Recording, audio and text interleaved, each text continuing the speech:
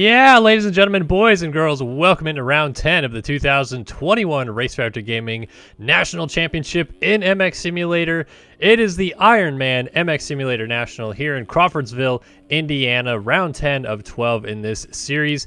And a lot of fun action ready to be commenced upon us here this evening. We're going to be bringing you guys full coverage of all four motos here in just a moment. But first, we're going to take a look at this racetrack, and it's going to be brought to you by atom.com. The track has changed a couple different iterations over the years since it's come onto the Pro Motocross schedule a few years back. But here's a look at the hot lap courtesy of atom.com. Adam Holm is going to show you guys around this track. It's a now a 90-degree right-hand first corner here at Ironman instead of the kind of swooping right-left kink that it used to go up into the hill to the right side of your screen here. But through the Studio 8 hole shot award and through a U-turn back down this kind of like straightaway into a left 90 and then a right 90, then it feeds you back up the hill into one of the biggest jumps on the track. It's the Godzilla jump, the big green monster sitting on the side of the track right there, and Holmes going to throw a nice little oppo whip at the top of the hill for us. U-turn at the top of the hill and then straight back down into the middle valley here off of this tricky tabletop. It's kind of tough to get that landing right. Sometimes it's easy to go a little bit long. Sometimes it's easy to short it as well. But Holmes showing us how to get it done. Lands hard on the gas and gets into this little switchback section. Left, right, left, kind of a couple 180s. And then this is a newer part of the track the last few years that they've added this big center tabletop in the middle. We saw Justin Barsha get all kinds of nasty there last year. And it feeds you into this 180-degree corner, drops you back down into this kind of tricky, tight right section here, funnels you back into the far back section of the track, really. Launch out to this plateau, and then some of these guys will elect to try to jump over that little roller, and then underneath the bridge in the back section of the track, little triple table section with a wall jump in the middle of it, and then another table feeds you out to the back of the track. And now you have a right 180-degree corner, get on the gas hard, then on the brakes hard, and then a left 180-degree corner funnels you down into the final corner. This was the final corner where Adam Holm and Alexis Leclerc came to blows for the championship in 2018, and it eventually went to Leclerc, but Holm was so close to winning that title. Comes across the finish line jump here, a couple little doubles, tables, and a floater single out past the mechanics area into this right-hand corner, and that's a lap here tonight at Ironman. Well, glad to have you guys with us again. Thanks so much for joining us for round 10 of the championship. Quick apologies that I did not do the Budds Creek recast earlier today. Actually had some stuff come up at work I needed to try to get taken care of. It was a bit of a longer day at work than I expected. So unfortunately, I didn't think I was going to be able to get that stuff done in time to start and like actually go all the way through and finish the broadcast. I ended up having like an hour or so to work with at the end of the day, but I definitely don't think I would have had enough time to broadcast 4 motos in an hour, so apologies for that. I will let you guys know when that recast is coming. I think most likely it'll end up being next Tuesday between the Agueda Grand Prix and the Fox Raceway 2 National. That'll be on Wednesday. So, but again, I'll keep you guys updated on what exactly happens with that and when you guys can expect to see that coming. Back to what's happening at Ironman, though. Let's talk about what's going on in qualifying. First off, take a look at the qualifying list here. Alexis Leclerc has gone fastest, a 46.5 from Eaglin, Janice Lang, and Magnetti. When I checked this about an hour ago, Janice was actually the fastest rider at a 146.9. So Leclerc and Eaglin both just tipped him there at the end. Curious whether Leclerc or Eaglin did their laps first, but they certainly did it right here at the end of qualifying. So that was good to see a couple changes there at the top. Payson Johnson fastest in the 250 class. Not much of a surprise there. Thomas Wilcox, Logan Leitzel, Braden Carter, Seth Shirley all in the mix as well. Only about 2 seconds kind of separating the top 5. Well, 3 seconds, I guess, down to Shirley, but Johnson looking pretty strong here early on in the evening, and we'll talk about the standings coming into this one. So first off, Alexis Leclerc still occupies the championship lead in the 450 motocross class after 9 of 12 rounds, so 3 rounds still to go. 20-point advantage on Lang, 47 points back to Colby Eaglin, so Eaglin's still kind of right there in the mix trying to play spoiler, but he also runs the risk of being mathematically eliminated here soon if he can't get into the mix a little bit more. In the 250 class, though, things are a lot more interesting with Nathan Prinn and Payson Johnson only separated by 8 points, and that is going to be the championship fight that we're going to keep an eye on down to the flag. I actually didn't take note where was Prinn in qualifying. He was down in P13, so the fast Frenchman, maybe not so fast here tonight at Ironman. We'll see if he can turn things around in the motos. But 8 points between them, 20 points between Lang and Leclerc in the 450 class. And we are going to be dropping the gates here tonight momentarily. Again, thanks guys so much for joining us. Hopefully you guys are having a good night wherever you are in the world. How many people we got? We already got 64 people joining us. Good to see you guys here. We got Cody Bike or Bick. Brendan Kennedy always jumping in, asking me how I'm doing. I'm doing fantastic. How are you doing, good sir? Let me just make sure. Is this not the consolation race? Looks like this is the Consi. Yeah, 250 consolation race is going to lead us in here. So 4 laps, 4 riders going through. Give a couple more shout outs. Carter111, Kyle Willis is here, Owen Reimer, Cameron Smith, Stylus, Ginger Nolan, Tucker Francis, Wyatt Bernard, Matthew Cook, Merrick number 15, Luke Sully, he's here as well. So Sullivan not going to be racing tonight, but he says he'll be back next Wednesday. Levi Johnson, Chase Henriksen, Jay-Z Joker. What is up, my dudes? Thank you guys so much for tuning in. And racing about to commence here at Ironman in Indiana, the MX Simulator Pro National from Indiana. Also got Max, Tiny DJ, Cake Up Jelly, Gus NL, Chase Henriksen. I think I already said your name, but yeah. Good to have you guys all with us. We're going to go 4 laps. Top 4 riders go through into the motos here in the consolation race. So we're going to take you guys through this one before we get racing here tonight. I actually expected this to happen. There was about 50 some odd guys signed up with laps. So normally speaking, ends up having a little bit more people show up and actually try to race these. So out front early on, Tanner Thorson rips the whole shot. Dylan Adams, Hayden Stevenson, Brandon Nygren all in the mix.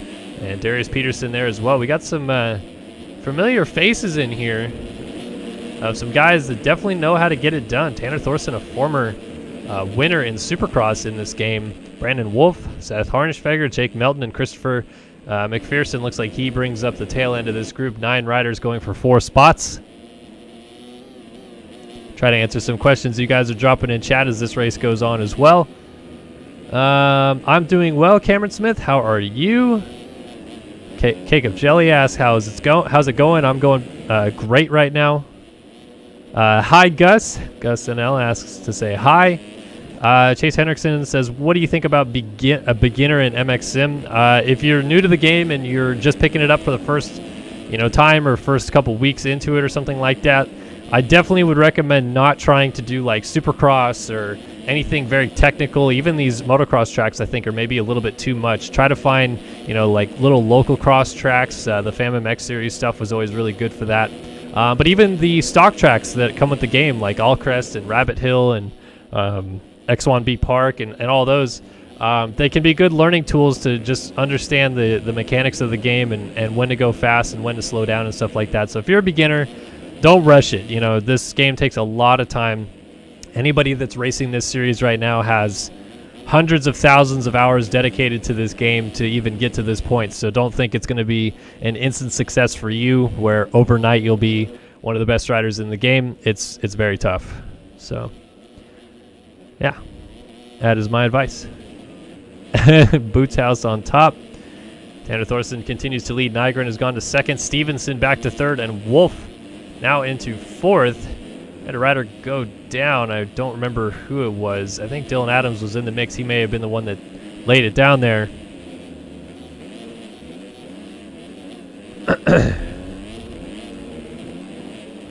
Peterson down in fourth. Looks like Stevenson got away from him a little bit, so Seth Harnischfeger trying to close up and bring it right to the rear tire there of Peterson.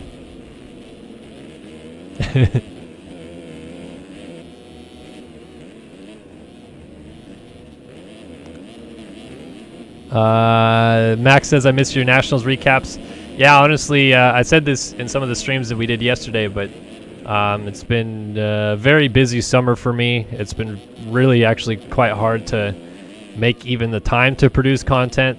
and also, you know, be a father and actually be able to spend time with my family at all. So took a little break from pumping out content, if you will, and I'm going to kind of rehash a program together and figure out how I want to produce content going forward so I don't get into this slump again after the Nationals are over. So in a couple weeks, I'll probably get back at it, and that will probably include some Nationals recaps, Supercross recaps, some things like that, but maybe not as long or detailed as I used to do them, a little bit shorter. Cake-Up Jelly says, did you go to Budds Creek this year? No, I did not. We split duty in the Racer X office, and I've gone to 5 rounds. A coworker of mine has now gone to 5, and he's about to go to his 6th round. And then I'm going to go to Fox 2 because I live like right by it, and then probably Hangtown to round out the season. So all the East Coast rounds usually end up going to whoever works in the West Virginia office for Racer X. But myself, I go to most of the West Coast-based stuff and some of the stuff in the middle of the country. Went to Redbud and Millville, but then Washougal and the California rounds are kind of my jam.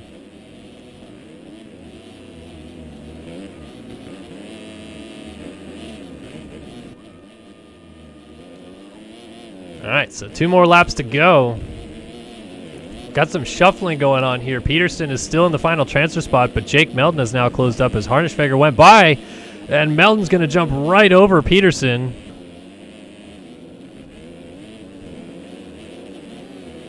So Jake Melton into the final transfer spot. It's Stevenson, Nygren, Harnischfeger, and Melton. Darius Peterson outside looking in. Tanner Thorson, he also has to catch up. Dylan Adams, Christopher McPherson. These guys are all still close. Brandon Wolf is probably a little too far back now. Oh, and Melton off the side of the track allows Peterson to go by. So now Peterson going to try to hold steady as the pressure comes from behind out of Thorson and Adams. And now he lays it down. So there's another switch there. Tanner Thorson into the final transfer spot, and Peterson immediately goes down in the next corner. Now Dylan Adams moves up to 5th, and he will be the last hope maybe to get Thorson, but he lays it down, so Melton goes by. Some other questions. Let's see. How much does this game cost? This game is $42. Guest says, are you often talking in some recaps in the AMA Nationals? Yeah, I used to do videos on this channel where I would recap some of my thoughts and opinions on the racing action from the AMA stuff, Supercross and Motocross, and some GPs as well. But like I said, just been a little bit tough to get that content out as Nygren goes to the lead and Stevenson goes down. So Stevenson on the deck, and he is going to maintain a transfer spot, but just barely. In fact, it's going to go over to Melton now as soon as I say that. So a switch for the final transfer spot again. Stevenson going to try to go up the inside. This is turning into quite the fight, and now Nygren is suddenly thrust into the mix there as well. And that was that's Thorson making a mistake. Man, these guys are musical chairs for the final transfer spot. So Stevenson goes back into the final transfer spot. And he's trying to get a drive up Godzilla as we got 3 Cowies all together here. A couple AEO Power Sports machines and the atom.com effort of Nygren, who's jumping off the side of the track, but nicely done, pulls it back together. Harnischfeger now leads the consolation race. And here we go. Thorson closing up on Stevenson for the final spot.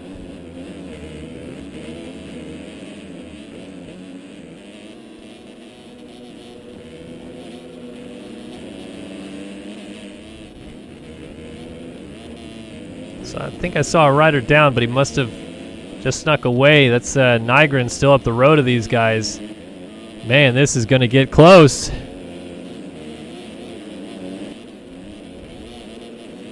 Stevenson trying to hold on. We've only got a couple more corners left to go. Basically, this back straightaway, and then 3 more turns after it till we get to the flag. Harnischfeger leads. Nygren 2nd. Jake Melton 3rd. Hayden Stevenson 4th. Tanner Thorson right there in 5th.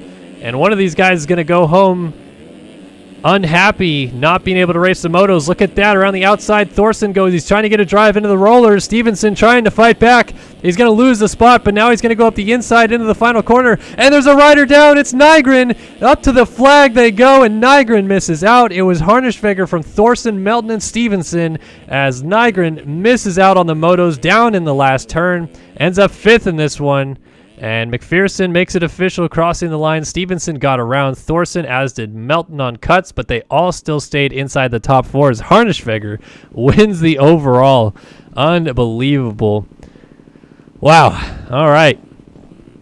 So we'll give me just a second, and we're going to move into these 250 class motos in just a moment.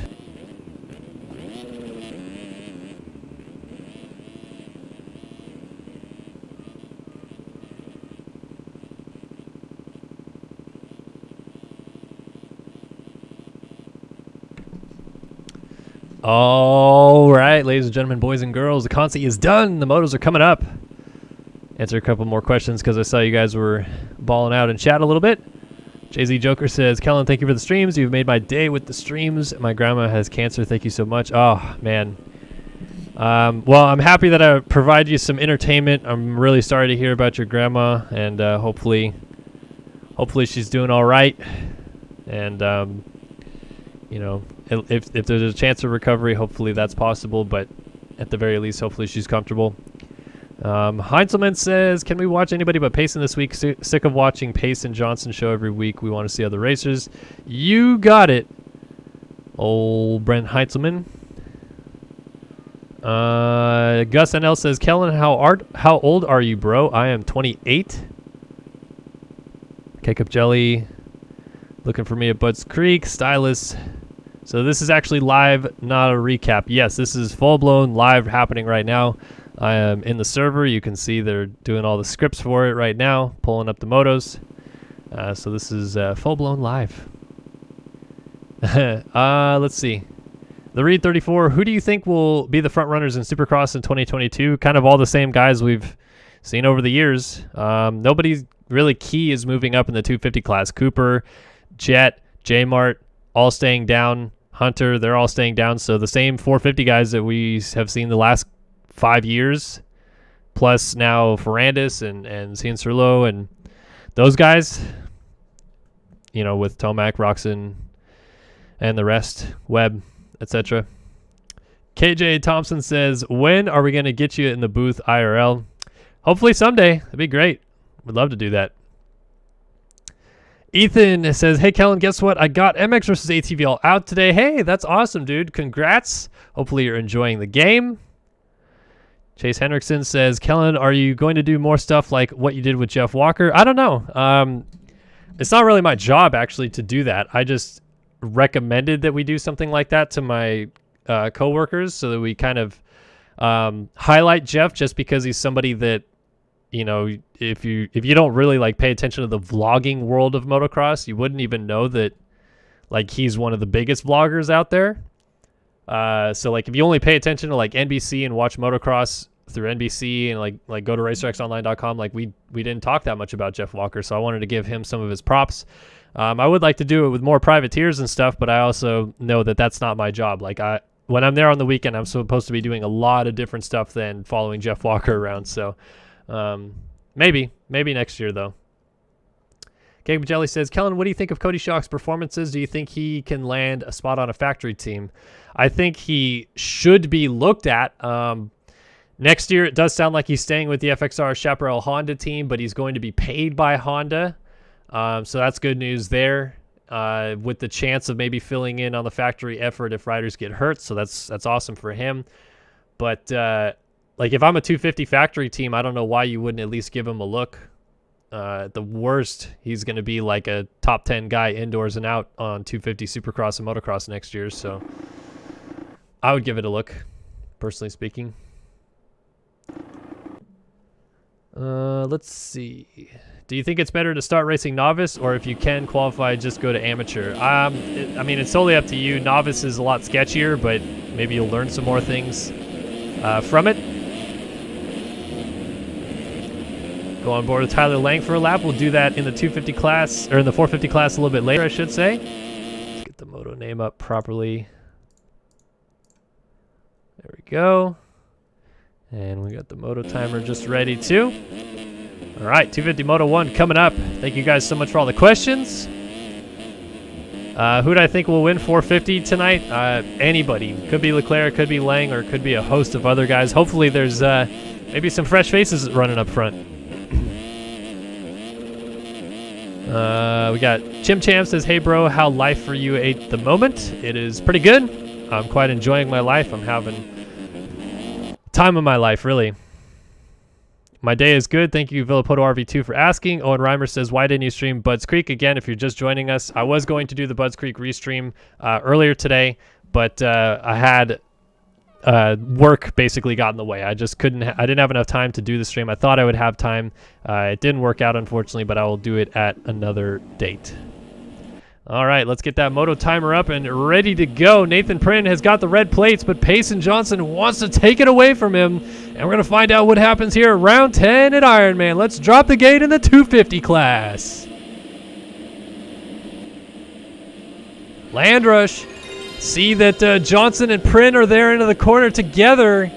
But it's going to be Johnson with Cochran getting the hole shot. Casey Cochran picks up the Studio 8 hole shot award, but Johnson out of the inside into the second corner goes straight into the race lead. And now it is Johnson from Cochran, Johan Bordeaux, and Nathan Prynne up in fourth. And it is going to be a good battle with Prynne getting out front early on as well with Johnson. We're going to see whether or not Johnson has the pace to just run away at the front, though. Cochran trying to settle in and go with him as they already start to open up a little bit of a gap on the rest of the field.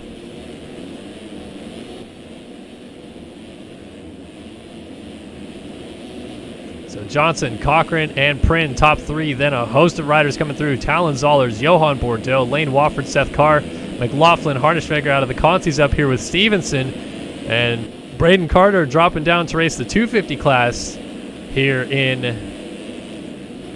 the Indiana National Ironman. And he gets into the back there of the 181 of Wofford. Everybody stacked up in the corner a little bit. More stacking up right there. That was McLaughlin with Bordeaux almost getting into the back of him. So everybody jockeying for those early positions, but it is the 1 of Johnson, the 90 of Cochran, and the 42 of Prynne starting to establish themselves a little bit of a lead out front from the rest of the chaos behind. And if you're Johnson, this is exactly what you wanted. You have an 8-point deficit to make up on Prynne in the championship. The only thing that's not going his way, if you will, is that Prynne has got a good start as well. Johnson will lead lap number 1 here at Ironman. Coming across in second is Cochran, and Prynne already closing up on the number 90 BPC Yamaha machine. So we'll see if the fast Frenchman can make some quick moves here. Give you a quick indication of what the track looks like in the early runnings of this. The terrain deformation system that is used in this game will just deform the track from stock trim down up till 32, 30 plus 2 are completed, and then the track resets after every moto. So the track is going to look exactly like this in about 40 minutes when the 450 guys drop their gate. But in about 30 minutes when these 250 guys are still pouring laps down on this track, it's going to be a lot rougher. The ruts will be deeper. The bumps will be bigger. Prynne already getting a little sideways there at the top of the hill, not able to get the table all the way down. And back to some more of the action back here. It's Talon Zollers in fourth. Seth Carr went down out of fifth. He's going to lose 1, 2, 3, 4, 5, 6, 7, 8, 9 spots, maybe 10. To the outside comes Shields, I think that is, on the 777. And down again.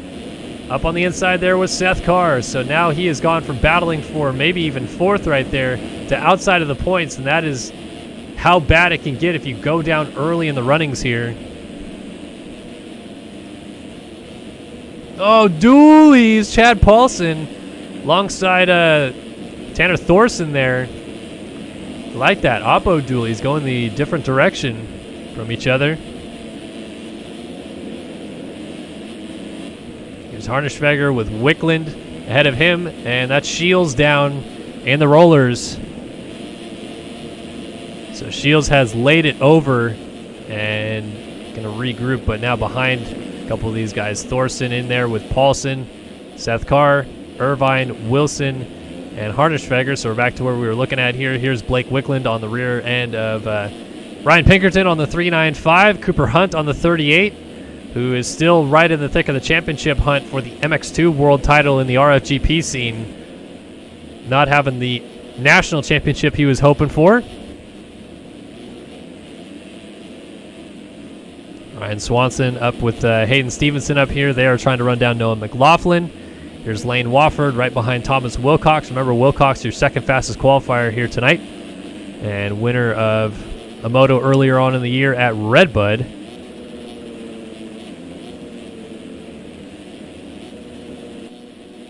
And we got Braden Carter, Talon Zollers, and Johan Bordeaux in a bit of a battle. This is for fourth, and this trio has already lost a lot of time to our front group. Seems like it is still Prin up there, as up the inside and around goes Carter on Zollers, so he moves up into fifth, does your 2021 450 Supercross champion. Carter's been doing this, dropping down and racing the 250 stuff lately. He's done a couple rounds of the GPs in the 250 class, and seems like he's maybe found a little bit more comfort riding the 250F here in the outdoors compared to the 450 that he won a title in this year indoors.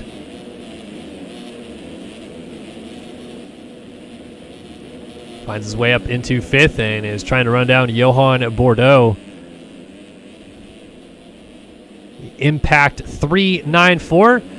Back to the battle for second, though. Prin has closed up onto Cochran as Johnson has sprinted away at the front of the field. And the battle continues here for second.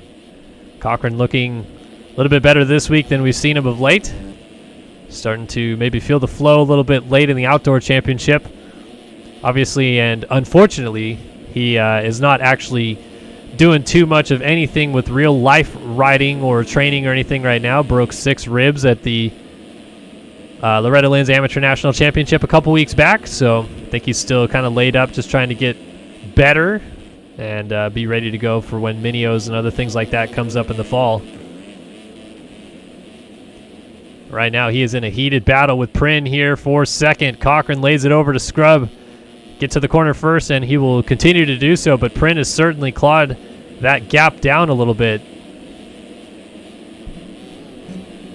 Now look at this, Prin to the outside, just going to charge and hit that outside line perfectly, and Nathan Prin moves his way up into second place. So what is the gap at now? Prin now looking at 13.6 seconds up to Johnson already. 53.2 last time by a 48.9. Johnson on a mission out front here at Ironman. So Prin has got to do all the chasing and hope that Johnson has some problems, whether it's going to be lapped riders or something else.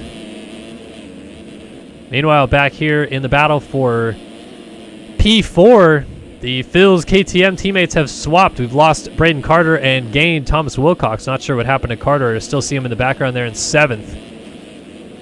But now instead of having Carter on his heels, Bordeaux is going to deal with the pressure from Wilcox. That battle behind this is actually brewing pretty well, as Wofford and Carter going at it for P6 here. Just behind them, I believe, is still Talon Zollers. So go through that sand section here before the finish line jump. Tricky section, especially on a 250F, getting that power down and ideally doubling through the rollers to maintain your speed and momentum.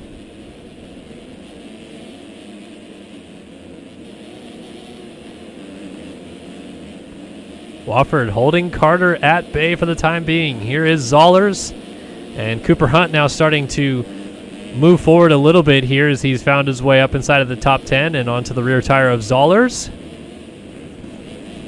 Oh, that's Zollers is down, and he was together with Wilcox, so Wilcox went down, and then Zollers maybe trying to avoid hitting him. Might have cross rut and fell right there as well, and now Wofford lays it down before Godzilla.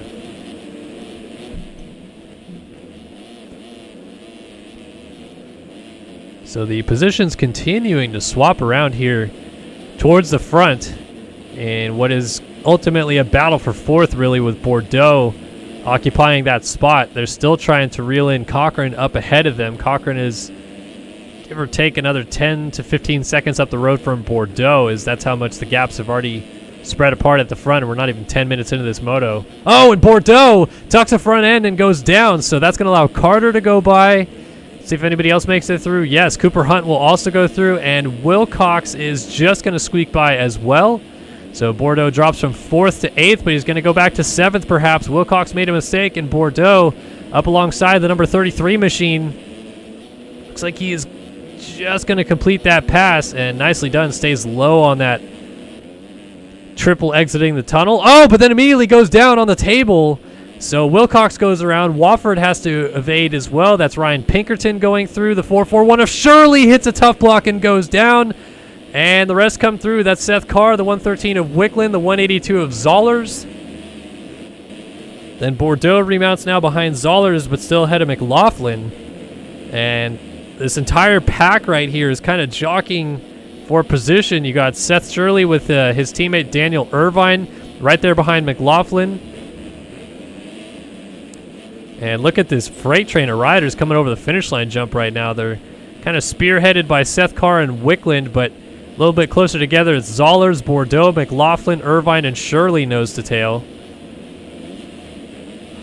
This is the battle essentially for 8th and 9th, it looks like, as Wickland just laid it down.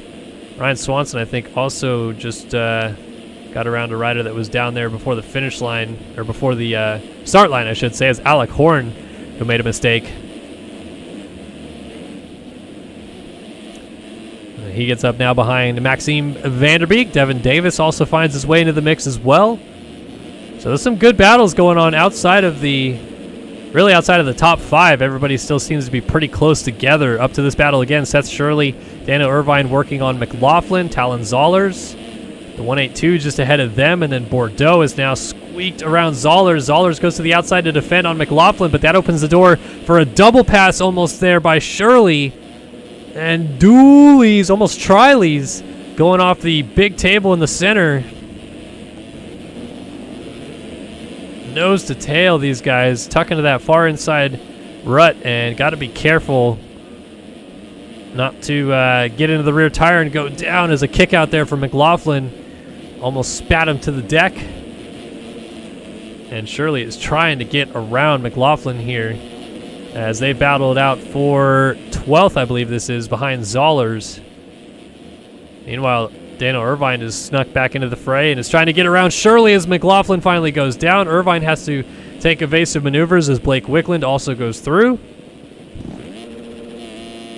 He is going to get up now after losing just 2 spots, so nice recovery there.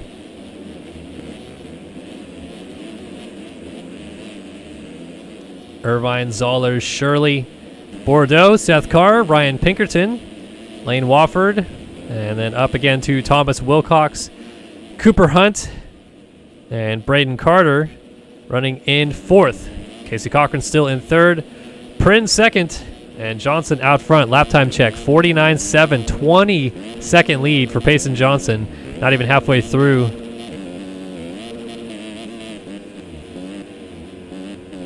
And then Prin back here. He did a 49.7 of his own, so pretty good stuff out of Nathan Prin to try to at least minimize the gap that Johnson's pulling, but I feel like Johnson's about to lower his time again or something, because that gap continues to just inflate a little bit. Does a 49.3. Let's see what Prin's able to put down.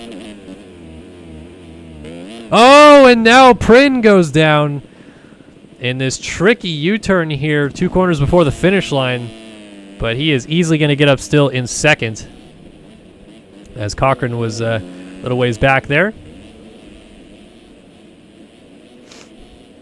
There's Carter and Wilcox, so the Phil's KTM teammates 4th and 5th respectively, but Cooper Hunt would like something to say about that if he could.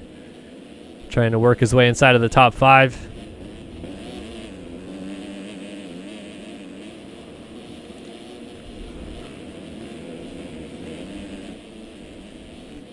In and out of these sand rollers before the finish line. Coming up to the halfway point.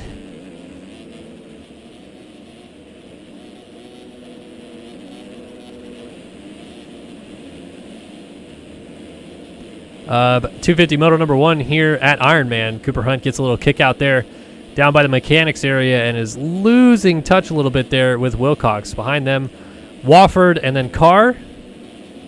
And then Bordeaux, he still seems like he's got this whole train behind him. Pinkerton there, Seth Shirley also in the mix. So it's actually kind of turned into a bit of a 3-rider fight here. Just inside of the top 10. I believe this is 9th that they're battling over.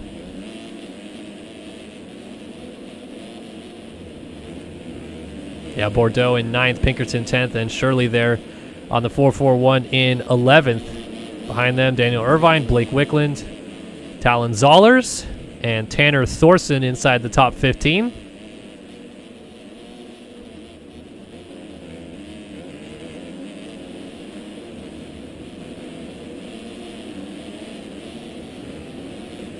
Seth Shirley here on the 441, knocking on the door of getting inside of the top 10. Seems like these guys are doing a pretty good job of matching Bordeaux's pace. Look at Shirley, tries to go inside before the table in the center of the track, but just not quite close enough to get a nose on Pinkerton there.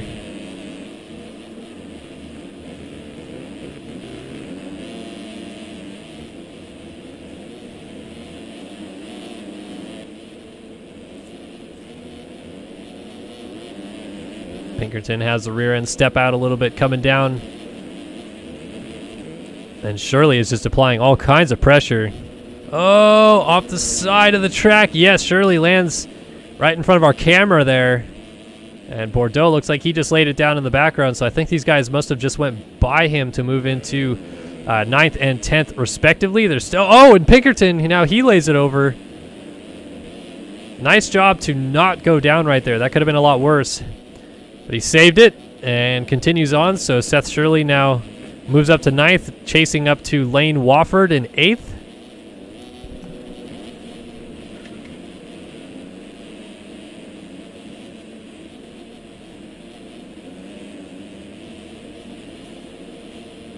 Oh, Wofford a little mistake, and Shirley's going to sense an opportunity up the inside here. Out of the first corner. They're nearly alongside, but Wofford's got a better run through here. That'll be the difference maker, but Shirley is still knocking on the door. Been lurking. This is his opportunity here. Up Godzilla maybe to pull up alongside. Gets a little bit more power off the lip there. Tries to scrub at the top of the hill, but they're going to funnel into the same line, or will they? Shirley goes even one further inside. Will he get the drive to still table down the hill just enough so? Wofford riding good defense though. As Shirley switches his lines up again. He's been good through here. He likes going to the inside here, but he's going to force Wofford to do it. So Shirley goes the long way around.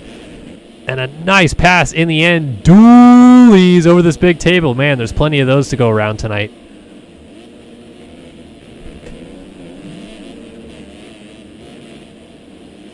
Shirley has been making some good passes. Here's Seth Carr, Underground RC 347. Actually, we are at halfway or past it now. Let's give you guys a top 20 rundown brought to you by R Jerky. Head over to eatrjerky.com. That's eatrjerky.com. And use the code SYS20 when you're checking out for 20% off your order. They've got some great beef jerky, quality stuff, many flavors to choose from. I definitely recommend checking out the teriyaki. The teriyaki stuff is really, really good. But if you're into more like spicy stuff, they got sizzling hot. They got black pepper. They got obviously just some regular. Seven Deuce Deuce has his own blend. A lot of good stuff over there. So please head over to R Jerky and get some meats. And they bring you this top 20 rundown here in 250 Moto 1 at Ironman. Payson Johnson leads the way on his Underground RC number 1 Kawasaki, and he has got a massive gap back to Nathan Prynn here in second. Prynn on the number 42 Impact machine here. And Prynn entering tonight with an 8-point advantage in the championship is going to watch it shrink to just 5 after this moto if it stays the status quo. He is in second, but not too far away from third. Casey Cochran on the number 90 BPC Yamaha right there behind him. And Cochran certainly has been hovering right there with Prynn most of this race, so he is still in it with a shot to maybe snatch second away from the Frenchman. P4 belongs to Thomas Wilcox on the Phil's Ski and Snowboard and C4 Designs comboed KTM. effort. The number 33 ride out here. Cooper Hunt comes through in 5th. The number 38 Underground RC Cowie. It's 6th for Braden Carter. The number 19 Phil Ski and Snowboard KTM ride. 7th for Seth Carr on the Underground RC 347. 8th is Seth Shirley on the atom.com number 441. Oh, getting kicked out right there. In 9th, Lane Wofford on the Boots House 181. And 10th for Johan Bordeaux on the Impact 394. 11th, Ryan Pinkerton, Yogi Designs number 395. Number 310 of Alec Horn on the mobgraphics.com machine runs in 12th. 13th for Daniel Irvine, number 96 atom.com machine. 14th is Logan Leitzel, the Underground RC Kawasaki. Got 15th for Talon Zollers on the motorsport.com 182. Trying to get around him up the inside here into the valley is the number 100 of Cade Matherly. So Cade Matherly on the Stance Honda, trying to go into 15th alongside Zollers. He may just have this pass done.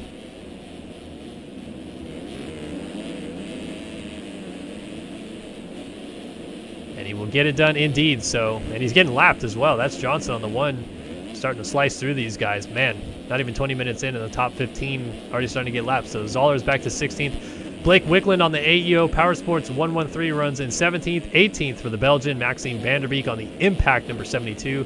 19th for Noah McLaughlin on the number 124 Cyber Designs effort. And 20th for Neil Fitzpatrick on the Pro Line Designs number 71. That's been a top 20 rundown here in 250 Moto number 1, brought to you by R Jerky. So Prin still in second. He just slid out a little bit right there. I'll tell you what though, Casey Cochran has gone down and Cooper Hunt has now moved into 3rd. Carter is up to 4th. Wilcox has slipped back to 5th. Seth Carr is now 6th. And Cochran, who was in 3rd when we checked in just a moment ago, has now gotten himself all the way back to 7th from some crashes and some mistakes here. Oh, going long. Whew. Nice save.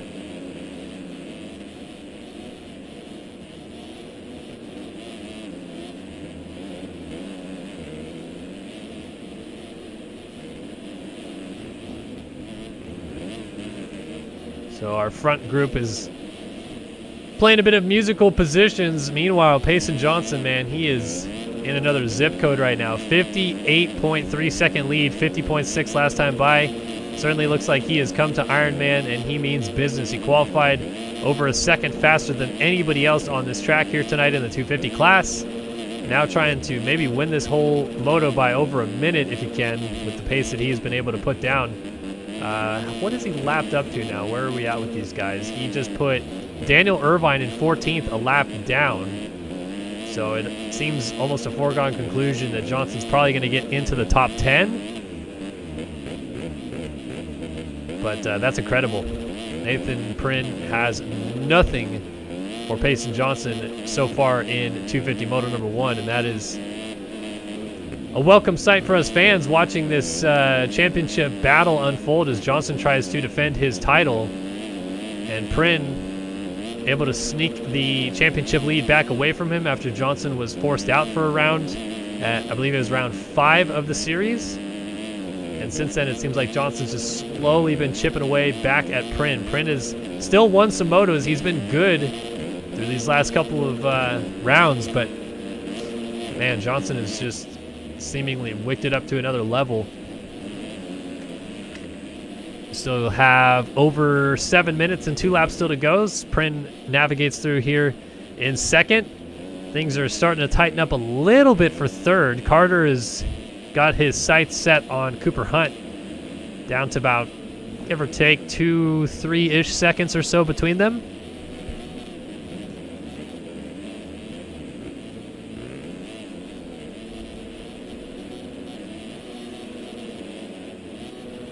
Braden Carter definitely looking a little bit feistier on a 250F, it seems like, since moving back down to them for this outdoor campaign.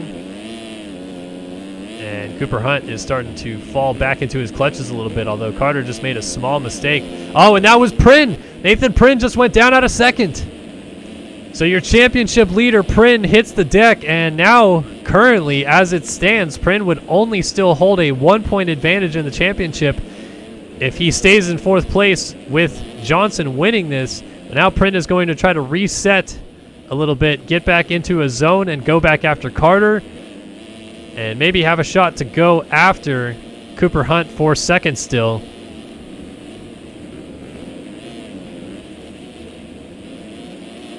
But this is not what Prin needed. Prin was in an ideal position to maybe coast home a second place in this one. Johnson's just too far at this point to think about a race victory. But, man. Unfortunate little crash right there, and that has cost him a lot. Not just in positions in this moto, but championship points that are on the table. So we'll see if he regroups. Meanwhile, Carter has started to really mount an attack here on Cooper Hunt. And it seems like he is now biding his time a little bit to size up an opportunity to pass the number 38 machine here for second place. You can see second, third, fourth, and fifth all on your screen as they come down this straightaway with Thomas Wilcox on the 33 and the KTM there in the background. But Carter is all over Hunt, and now Hunt, a little mistake. Carter pulls up alongside. He's got a better drive here. Hunt controls the inside still, but who comes out better? Carter off the track and down. That's going to allow Prin back by, and it should allow, yeah, there he goes as well. Wilcox through. So as soon as Carter had an opportunity to move his way into second, he thwarts it immediately, and now Prin, sensing an opportunity on Hunt, is going to go up into second place as Hunt lays it down by the start line, and now these guys are over a minute behind Johnson, I believe. Yeah, 77 seconds. Not often you see 77 seconds or there something like that up on a pit board separating a gap. But man, Johnson is absolutely gone. P9, Johan Bordeaux, not even 26 minutes into the moto, has got the blue bar. Let's see if he moves out of the way here. He's trying to let Johnson go up the inside. And so there goes your race leader, lapping Johan Bordeaux. Crazy stuff. Oh, Carter down again. And that's going to cost him, I don't believe, any positions. But now Cochran is going to close right up on him in a battle for fifth place here. Oh, and that was Wilcox that just went down. So now Wilcox getting back going in front of Cochran. And as all these guys continue to crash, it's kind of only opening the door of opportunity for maybe Johnson to lap up into the top 5, maybe?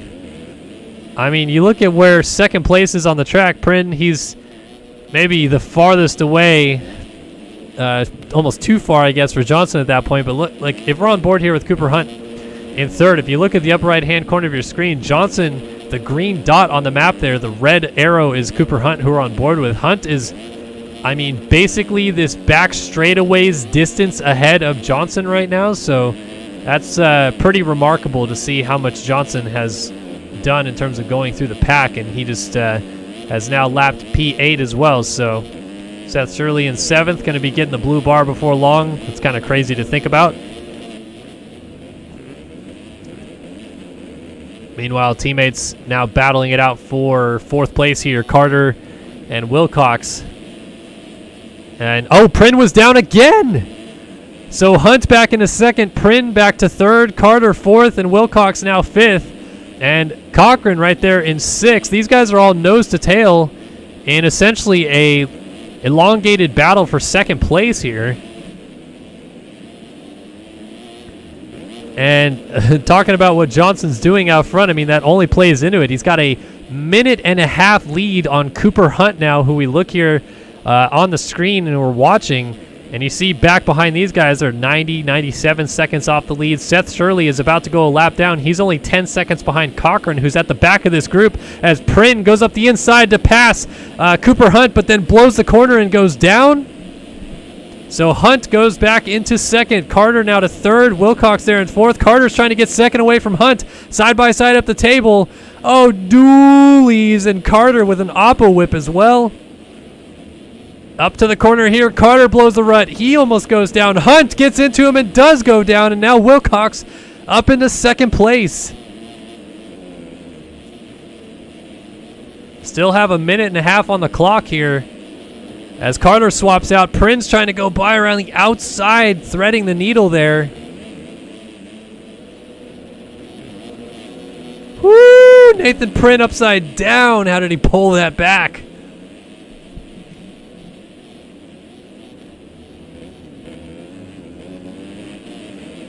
So you can see Wilcox right there, Carter, and then Prin. This is the battle for second still, and now Carter lays it down. Prin has to check up, ride the wall on the inside to get going again.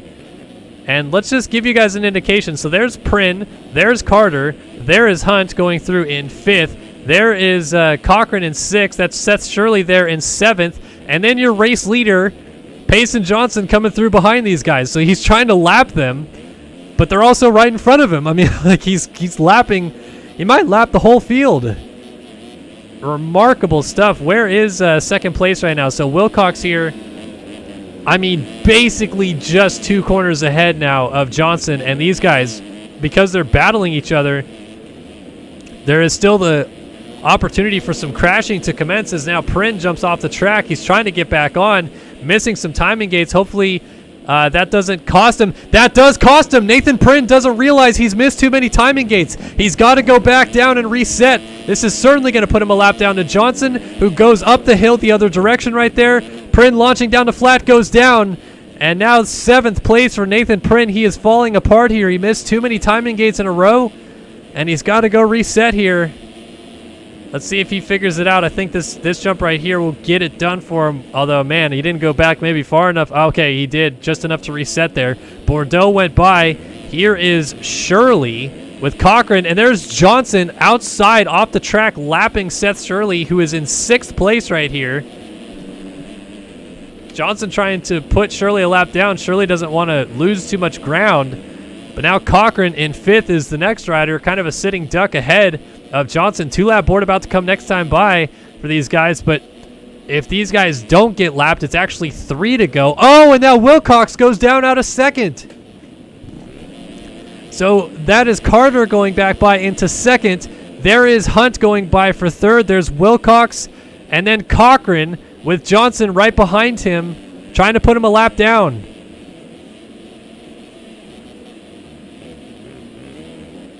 Wow, this is quite incredible to see how much Johnson has done in this race. He is about to get the 2-lap board as he almost goes down trying to lap Cochran. So 2-lap board out for Johnson.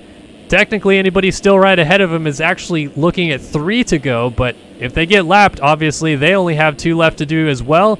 So now Johnson, Cochran pulls aside. P5 has been lapped. Unbelievable. Johnson lapping up inside of the top 5. Now Wilcox just ahead of him in 4th. And then you can see going up the hill just ahead of these guys, Cooper Hunt at the top and Carter coming back down the other side. And there's Johnson going up the hill right there. So there's Hunt. And then coming as a lapped rider of Thorson, there is Wilcox, and there is Johnson. I mean, kind of incredible stuff, really, to see how much of the field that Johnson has literally decimated in this one. And Wilcox now going to get the blue bar, so he will likely allow Johnson just blew his doors off around the outside, so everybody but the top 3 riders have been put a lap down in this race now.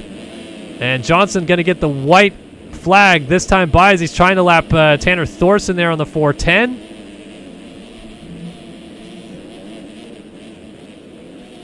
Johnson launching out there. And there is Carter now just ahead of him. Wait a minute. Actually, Hunt had gone down. Hunt had gone down, so he's now behind this group. This is Carter in 2nd place, and the race leader, Johnson, literally the corner behind him. There he is. There's Johnson. So as we look at Carter coming through the roller section here, there's the race leader. So 2nd place is the only rider still on the lead lap as the white flag waves. Can Johnson lap the whole field here at Ironman? I think at this point that is exactly what he's trying to do. He is going to throw caution to the wind. He's going to try to put one of his patented late race qualifying laps down, essentially. The 123 machine's got to move out of the way here as Johnson comes by. I'm trying to rack my brain. I can't remember a time that someone legitimately straight up lapped the whole field as Johnson makes a mistake. And And you can see Carter just going up Godzilla ahead of him. Is he going to run out of time? Carter puts, I think that was Wickland a lap down. Johnson is seriously pushing the envelope here. And Carter's going to run into some lap traffic of his own, so it's going to make it more challenging for him to navigate these guys. That is, I think, Wickland going down, so that's not someone that Johnson's got his eye on here. Gap is still extending. But now I don't see Carter. Carter's kind of pulled away a little bit here. Pretty much, I think, going to come down to a mistake at this point. Man, he ripped that corner, and he's got it a little bit closer now. But with only about 3 corners left to go, he might fall just short of potential history here. Oh, but he's pushing so hard. And is that Carter? No, that was a lapped rider down, but the blue bar is waving. I don't think Carter's going to move over for it, though, or will he? He needs to be under a second, really, technically speaking, to get penalized for not moving for the blue bar. So he's just barely not going to do it, I don't think. Or is he? Carter's pulling over. Carter is pulling over. Payson Johnson has lapped the entire field to win 250 Moto 1 at Ironman. What just happened? Carter finishes in second, a lap down. Wilcox will cross the line third. And Cochran gets fourth ahead of Shirley and then Hunt. And Bordeaux now comes through in seventh, with Alec Horn 8th, Seth Carr here in 9th, Wofford 10th, and Prynne ends up 11th. Logan Leitzel down here in 12th, so these guys are all a lap down. I mean, battling for individual rights at this point, dude. Unbelievable. Irvine down off the side of the track. He is going to, I think, only lose 1 spot maybe to Pinkerton here.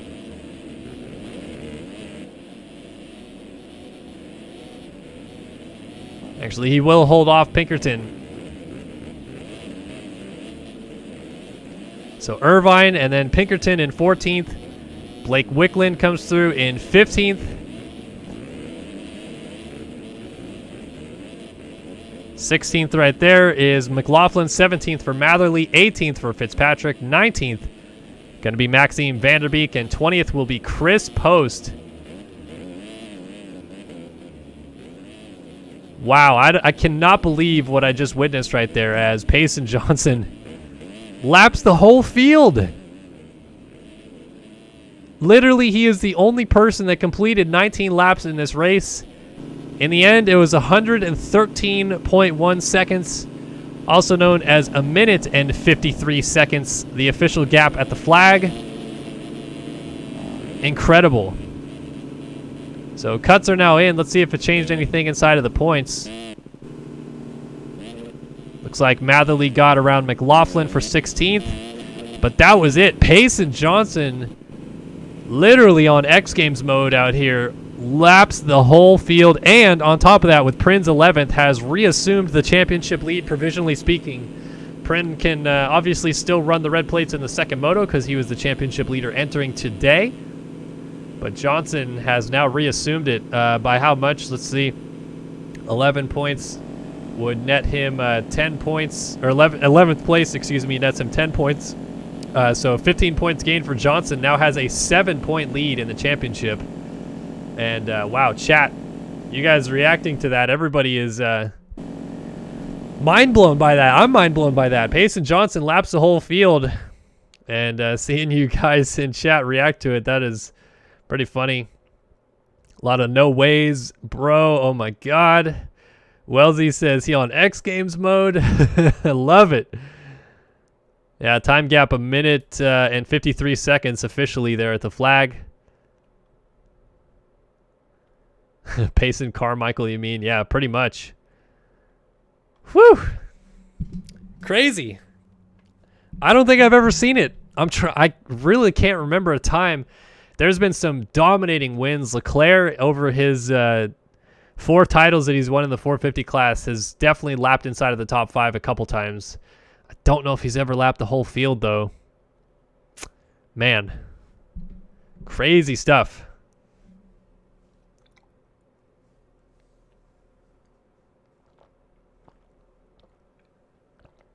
Staying hydrated.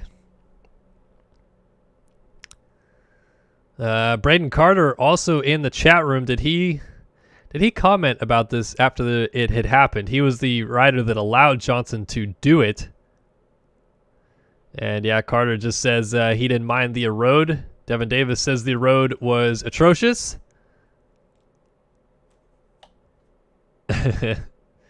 Man, wouldn't that be crazy, though, if Johnson does something similar in the second moto? I mean, we'll see, though. Have I ever heard of Hayden Deegan? Yes. Yes, I have. I am not blind. I work in the motocross industry, so I should probably know who Hayden Deegan is.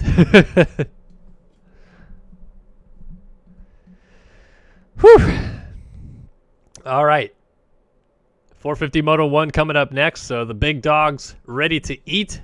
Tyler Lang 20 points down of Leclerc in this championship. Colby Eaglin's still kind of in the mix, 47 back of Leclerc, so that's going to be interesting to watch what happens there between those two, or really those three, I should say. We'll bump it back into the live screen here. Make sure we got our correct moto up, turn the timer off, and we'll turn it back on in a minute.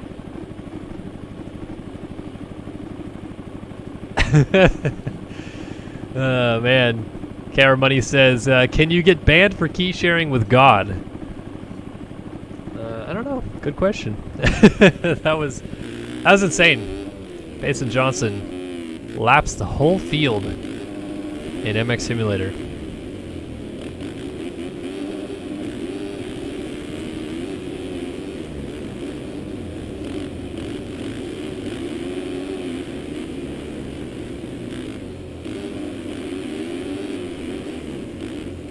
All right, 450 guys out here on their parade lap. Alexis Leclerc looking to extend his championship lead. Reed Young, Chase Donovan. Here's Jacob Hubbard, Jeffrey Bruns, Jack Haley, Jet Wisdom. Fastest qualifier in the 450s tonight was Leclerc ahead of Eagland and Janice. As I mentioned at the top of the show, Janice actually was the fastest qualifier until about 30 minutes beforehand when Leclerc and Eagland both tipped him right there at the flag. And a quick shout out to MX for Life 894 for the $5 donation. A reminder to everybody watching this broadcast, all donations you guys send in here on this broadcast will go to the Racers for Waverly Fund. The area around Loretta Lynn seriously impacted by the flooding there, so we're going to send any donations you guys send to us straight to that fund to help out the citizens of Waverly and everybody else devastated by that area. Here we go, 450 Moto 1 at Ironman. Oh, riders riding that rear tire into the corner. Contact. Several riders down, including Lang. Leclerc got hung up on Lang, and the Studio 8 hole shot award goes to Hubbard, who slides it into the second corner but holds on. So Hubbard to the lead. Adam Holm right there in second. Brock Pearson in third. And a slew of Cowies up here, but none of them are Lang. Lang was down in the first turn. Took Leclerc with him. Leclerc down in 16th through the first timing loop. Everybody tossing big whips at the top of the hills. Brock Pearson momentarily goes to the lead. Oh, dualies out front. Pearson and Hubbard side by side. Adam Holmes settling in. There is Eagland on the 24, so there is one of our fast qualifiers up here. Oh, and Janice goes outside and plows. Is that Magnetti that he took down? Chaos ensuing. Dualies, Trileys. Oh, look at everybody getting sauced on the big table in the center of the track here. More dualies. Back to Leclerc. Leclerc down. His head got tipped midair. And it's caused a bit of a stack up here. So where is Lang? Is Lang able to make it through this group? Yeah, he is. Okay, so he's up here behind Blakely. Oh, Blakely swaps off the side of the track and goes down. Also have a rider down on the face of that tabletop right there. Didn't quite see who it was.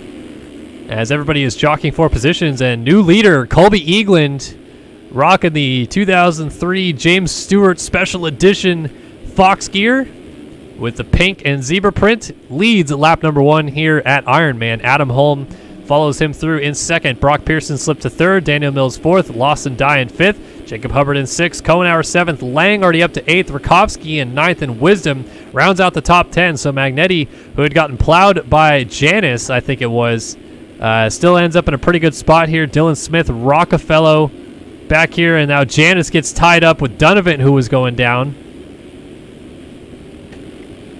And coming through finally is Leclerc. So Leclerc at the tail end of kind of a freight train at the front finds himself in 21st.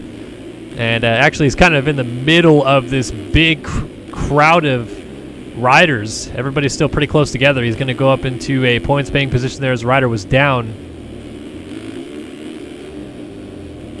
And Leclerc has got his work cut out for him.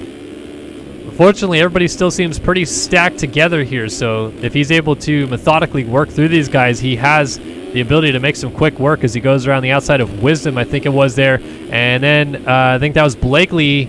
No, that was Wilson, excuse me. He went around the outside of Blakely, and then Wilson laid it down. Blakely's trying to fight back on Leclerc.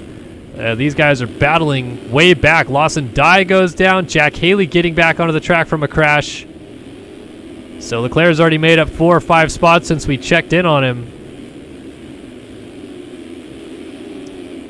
And look at how close it still is with some of these guys. There's Dylan Smith. He's got Daniel Mills behind him, laying it down, and going down is Jet Wisdom, I think it was. And that's Adam Holm in a precarious spot on the side of the track right there. I can't lock onto him, but he's going to get back on the track there behind T-Lang. So Lang must have gone down again because suddenly Leclerc is within about 5 seconds of him. Lang had more of a gap established than that at a certain point. I don't remember how big it was, but Lang trying to get back inside of the top 10 goes around Caleb Hall. Adam Holm is right there on his inside trying to get back by. And Lang launching over the finish line jump goes around the outside of the 47 of Frank Jackson. Ashton Rakovsky on the 924. Is he going to get around him as well? Up the inside here through the second turn, and nice pass in the end by Lang up to 8th. Dylan Smith 7th, Daniel Mills 6th, Luke Magnetti 5th, Hubbard 4th, Pearson 3rd, but rider down, that was Brock Pearson. So Pearson now riding the ship going up Godzilla. Lays it over right in front of T-Lang. Don't see Leclerc peeking his head in there anymore. I wonder if the number 1 machine went down. Wow, 15-second lead there for Eagland over Cohenauer. More riders going down. I think that was D-Mills, one of them. So Lang up to 7th now behind Pearson. Here's Smith.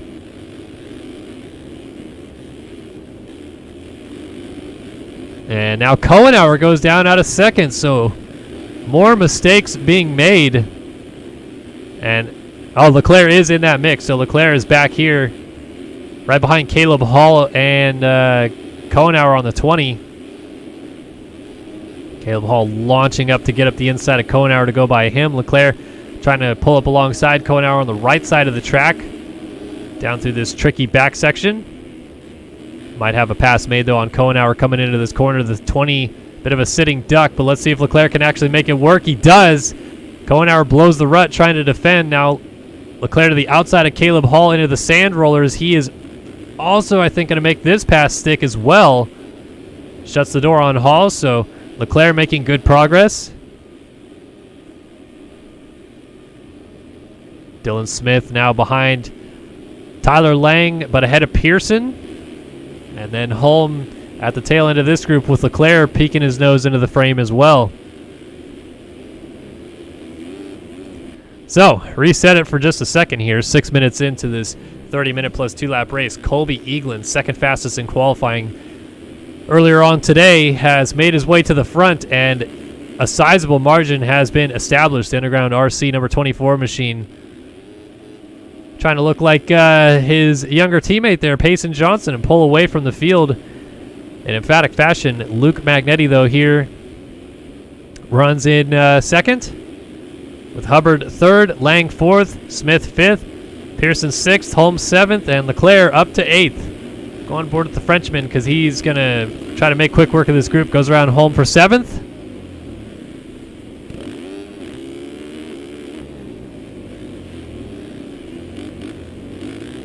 Still early stages of this race. You can see the track is fresh once again for these 450 guys. It resets after every single restart of the server.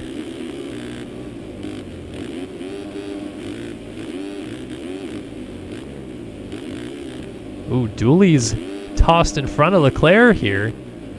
One of them is Brock Pearson trying to see who that other rider is. It's Dylan Smith. You can see the map in the upper right-hand corner of your screen, though. There's a lonely green dot out there as another rider goes down as a Yamaha rider, Magnetti. Holm goes through and into the mix here. 561 of Hall, the 130 of Janis. His teammate, the number 21 of Blakely, also there as well. Magnetti goes for the finish line launch and gets it clean. I think these 450 guys, most of them would like to do that if they can go outside because get a little better drive.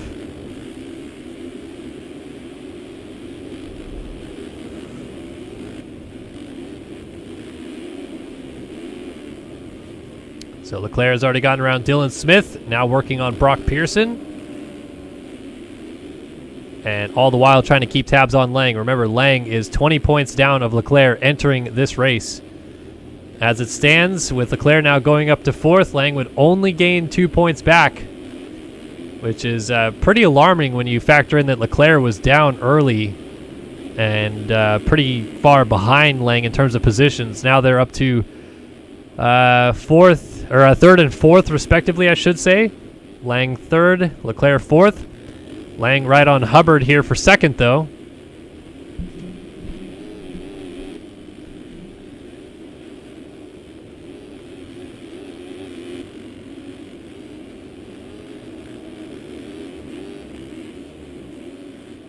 So number 14 machine trying to close up as Hubbard lays it over on the 11. Whew. Lang kind of wall riding through the drop down right there. Oh, what happened? Leclerc, Pearson, and Smith have gotten back around Leclerc, and then this freight train of riders, Holm, Magnetti, Janis, Blakely, and then Caleb Hall and Jack Haley off the tail end of this group, but everybody is still pretty stacked together, aside from your race leader, Eagland, who has stretched it out a little ways, now just actually down to 10 seconds, so it must have gone down.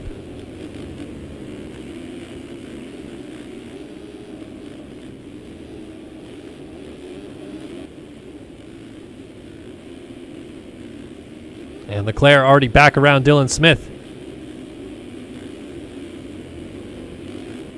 Sets his sights once again on Brock Pearson, and then Hubbard has slipped back to 3rd. Lang is now into 2nd, and he is going to try to run down Colby Eagland if he can. So Colby Eagland out front looking good, but a 2.6 last time by, not going to do the job. So he must have went down all by himself somewhere. Still has not run into any lap traffic. He's still probably a good 25 to 30 seconds away from that being a reality.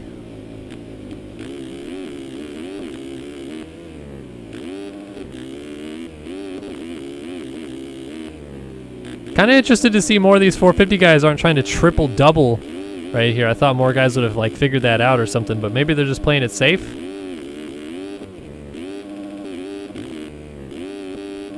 Scrubs the table down here in the back section. And just lets the speed carry through the corner.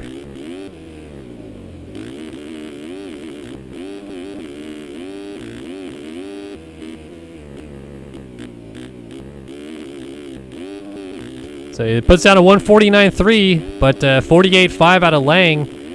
Let's see if Lang ups the pace this time by 2, and he's going to go for that big line. So doubles up here and then launches. 49 dead last time by, so just only 0.3 better than what Eagland laid down out front. Hubbard goes 52.4. Holm up to 4th now. Let's see what he lays in.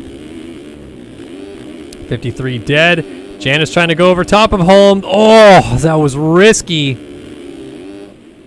And it doesn't quite pay off just yet. Janis nearly came to blows with Adam Holmes' rear tire there on landing. Holm would not have been a happy camper there. Oh, down goes Blakely, so Leclerc dices through. That was Pearson and then Magnetti as Blakely tries to get it turned around. Got to be careful with the track re-entry as Caleb Hall was coming into the picture there. Dylan Smith and Jack Haley also going to go by, it looks like. But Caleb Hall lost some positions from that, and now Blakely rides the nose. Nice save.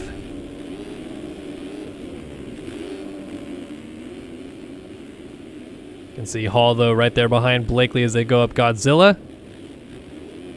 Keeping tabs on the number 21, not wanting to let him get away.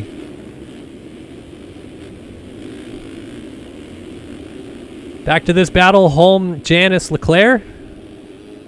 All off the big table in the center of the track.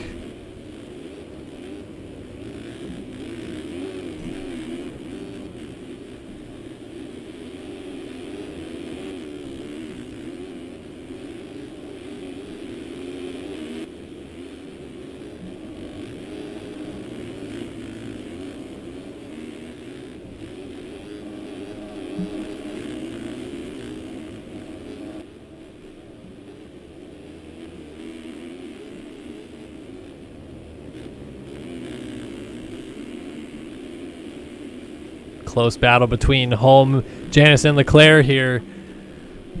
Who's going to break first? Janice to the outside, going to try the same line on Holm that he tried a lap ago, but backs out of the challenge. Leclerc still goes for it and gets it smooth as butter.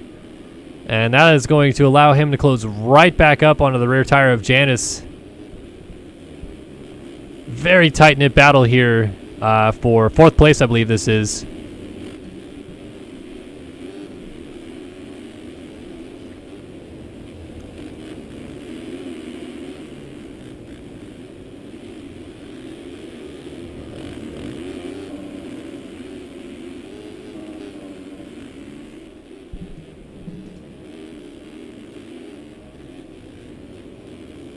Look at Janice, though. He is eyeing Adam Holm, and Leclerc has been putting so much pressure on the number 130 machine, but Janice has not budged even the slightest. I don't know whose jersey he's wearing there. Is that Johnson's jersey?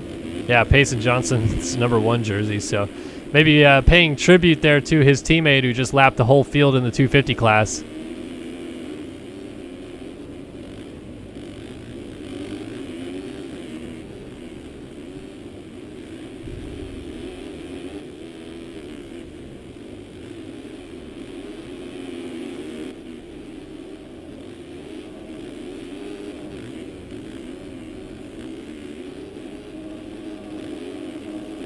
Surprised that Holm has actually kind of started to stretch it out from these guys because Janice is riding so well.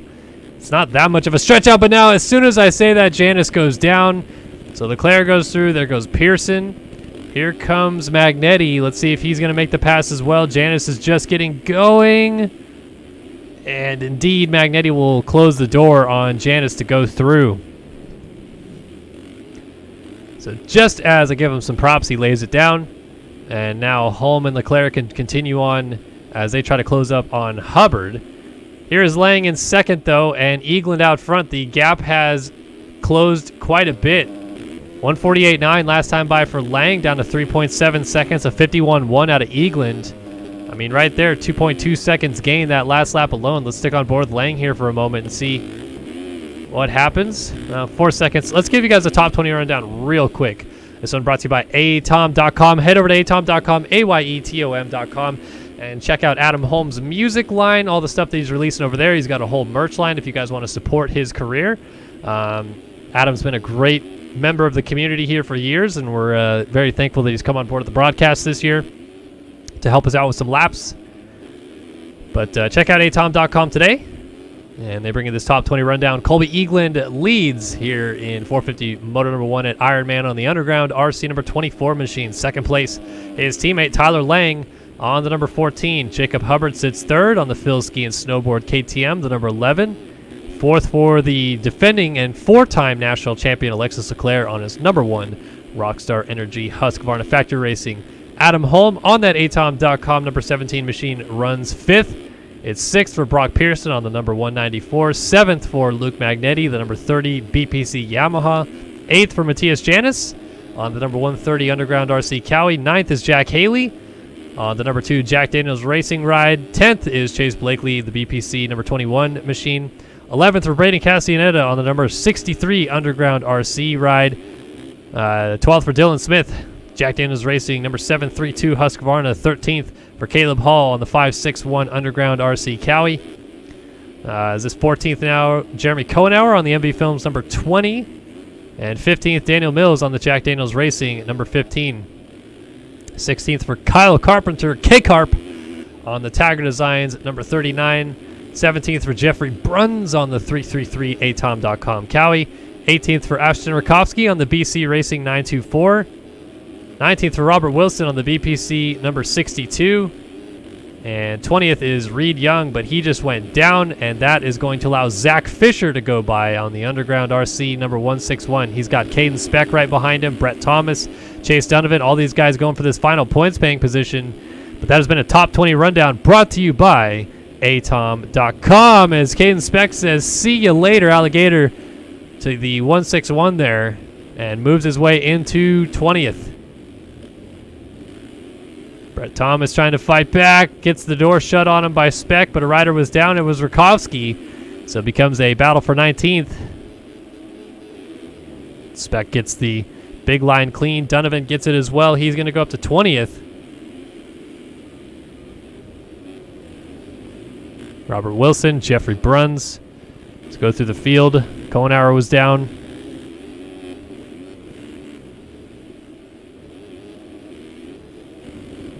And it seems like this lead dynamic has stagnated maybe a little bit. 2.8 seconds, 49.1 last time by to a 50.8. So 1.7 seconds gained that last lap alone.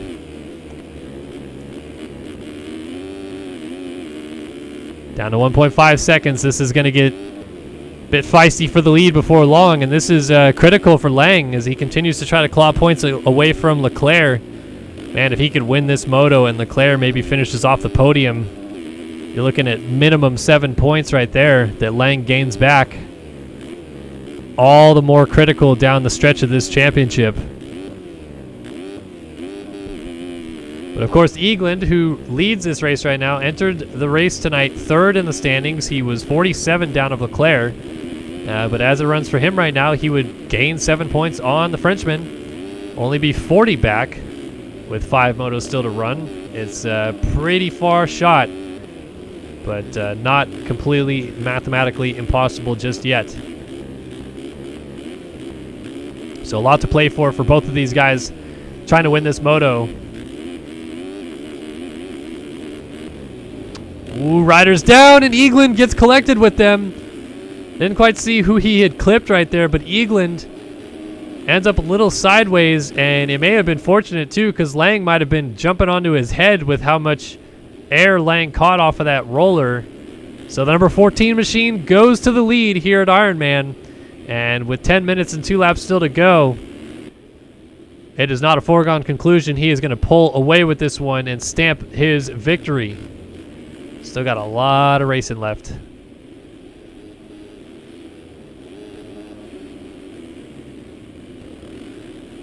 Ooh, little hard landing there down by the mechanics area.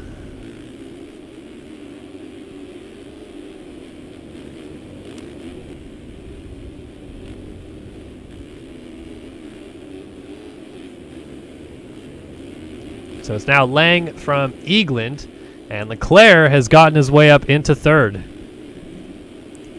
So Alexis Leclerc got around Hubbard. Hubbard has fallen apart a little bit here. He's now behind Haley. Just made another mistake in the rollers, and Magnetti starting to close in a little bit. Magnetti gets that triple off the finish line jump. Very clean right there, but it's not enough to make the pass just yet. And these guys are now chasing Jack Haley just ahead of them, but closing up for at least a moment on them was a lapped rider, so not a rider in position to do much about this battle.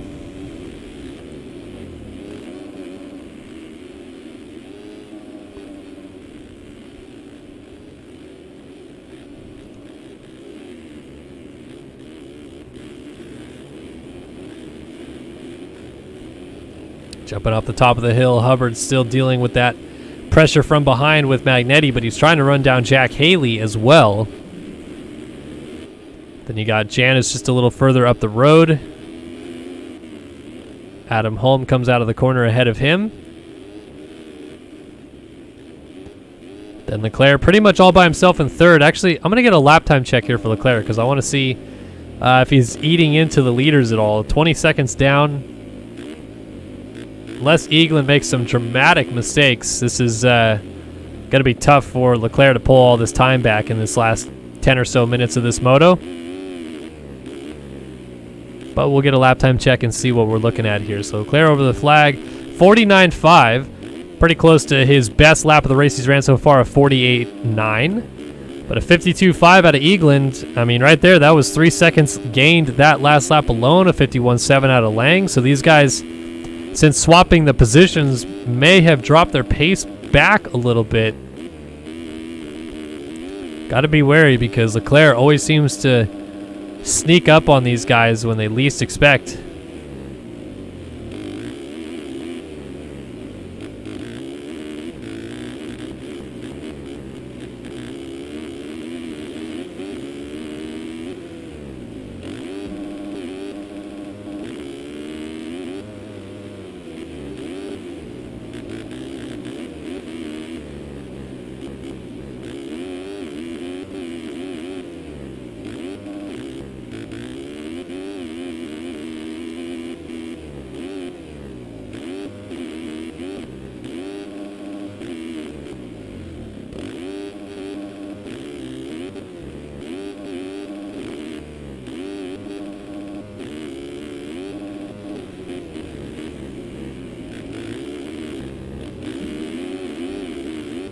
Kind of watching and listening to what Eagland is doing and how he's kind of approaching the track as it's developed.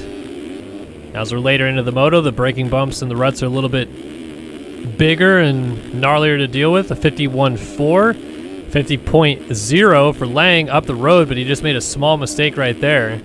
Those will start to add up, and Leclerc has lost more time. He's now 26 seconds back, so it's not necessarily working out the way he had hoped for Leclerc. Took him too long, I think, to get into this position. Crashes had a bit of an impact on him there, but as it stands right now, Lang would pull down to just 15 points back of Leclerc with 5 motos still to run.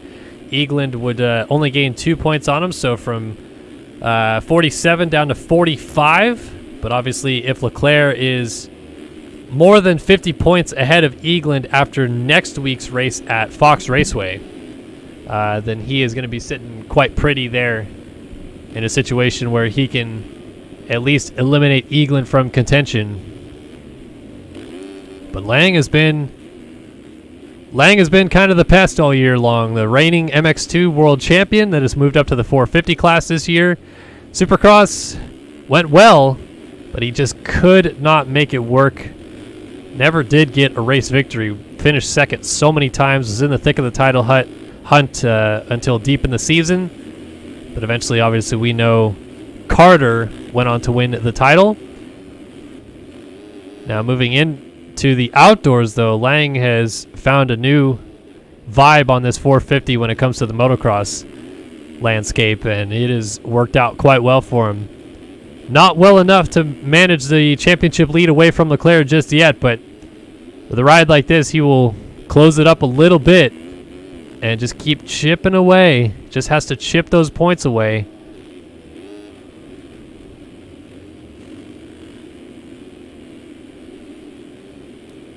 Essentially, if Lang wins out the last 5 motos of the year from here, then he would be your champion if it stays the same.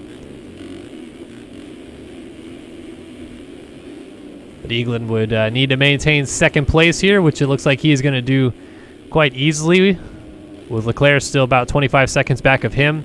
Adam Holm has been trying to keep Leclerc close. Seems like they've kind of fluctuated a bit of a gap as well. And then Janice, your third fastest qualifier, has moved his way into 5th. There's Jack Haley and Jacob Hubbard battling for 6th. The number 2 and the 11. Hubbard's still getting that triple over the finish line jump as Haley lays down a filthy scrub, but the triple is still the way to go. You definitely get more out of it in terms of speed.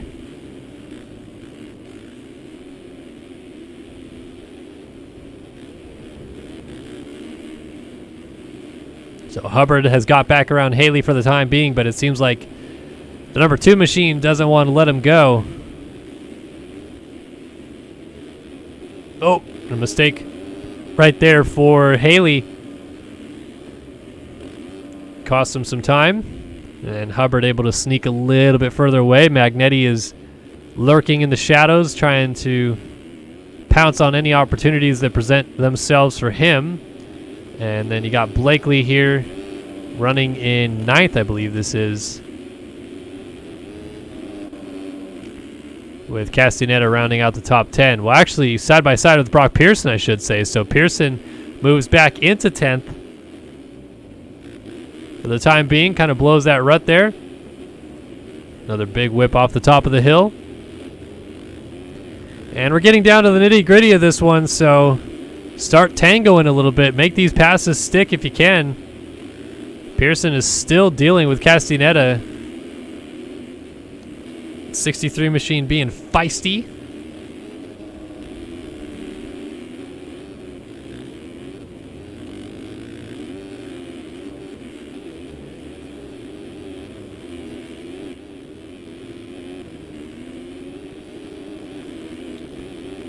Well, I think the point is that Lang would win the last 3 overalls of the year if it goes out from here. And I think, Lang has 2 overalls and Leclerc has 4 this year, or 5? But I guess that at that point then they would tie on overalls. But, I mean, Lang winning the last 3 overalls of the year by winning out from here, I think would pull him even with Leclerc at least in overall wins. I think.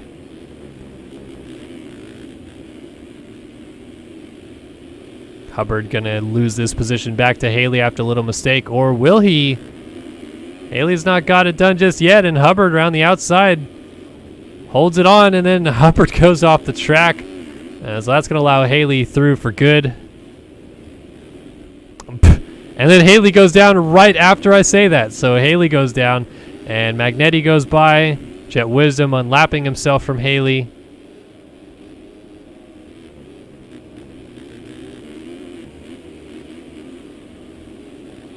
Here's Holm and Janice battling over 4th. And they've lost touch with Leclerc at this point, so it doesn't seem like there's much hope for either of them to land on the box in this one. Leclerc going down the back straightaway now. And then Eaglin swapping out after the finish line, but kind of all by himself in second. And Lang still leads. 4.8 seconds is the gap. 30 minutes have come and gone. So 3 to go for Tyler Lang. The 2-lap board will be out next time by.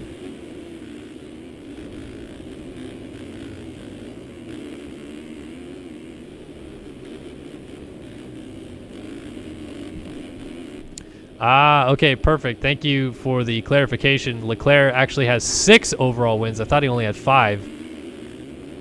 But Leclerc's 6 wins to Lang's 2. So even if Lang wins the final 3 overalls of the year, Leclerc still gets the tiebreaker at this point. He has most overalls this season in the bank.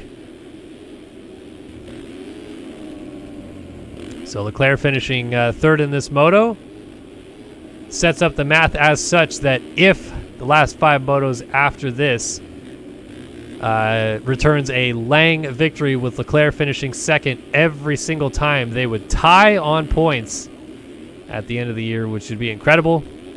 And Leclerc would pick up the victory based on the tiebreaker, but that is still quite a bit of ways away. We have basically 2 weeks from now we'll be crowning that champion. A week from today will be the Fox Raceway 2 National, live here on Start Your Systems. Join us at 5:30 p.m. Pacific as usual for the 11th round of the championship, and then the finale from Hangtown the week after that at the same time, 5:30 Pacific, on youtube.com/Start Your Systems. All right, 2-lap board out. Lang checked in out front. Eaglin is checked in 2nd. Leclerc in 3rd, and Holm just went down out of 4th. Janice must have went down as well not that long ago, because as Holm gets up, they are going to continue the battle they had been having all the while here.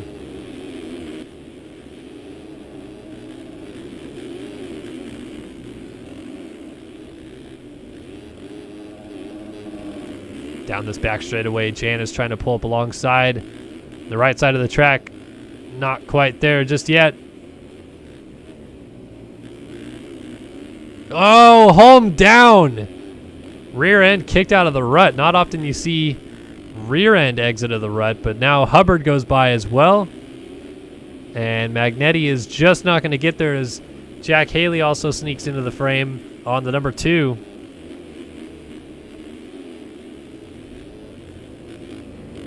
Magnetti to the outside, going to try to do that triple line, I think. Yep. So Holm now going to have Magnetti closing right up behind him. And yeah, Lane Burke's saying it'd be great if they were tied going into the last moto. It was sort of like that with Holm and Leclerc. If I remember correctly, Leclerc actually had a 1-point advantage going into the last moto. But obviously at that point, it's pretty much whoever beat who. As so long as they finish inside of the top 5, there's going to be a 2-point advantage. The last turn battle between both of them, where they both went down battling for the championship, was in an attempt to finish second in the moto. So it would have gifted either one of them the championship. As Jack Haley lands on Luke Magnetti and they go flying off the track. But yeah, so Holm went to the far inside of the corner ahead of Leclerc. Leclerc dive bombed, pushed him out, and Holm went down. Leclerc fell but got up immediately and continued on to win the championship by essentially 5 seconds. I mean, Holm got up right behind him, and that was the difference. After 24 motos of racing, it's by far the closest championship battle we've ever had in this game, and probably ever will have.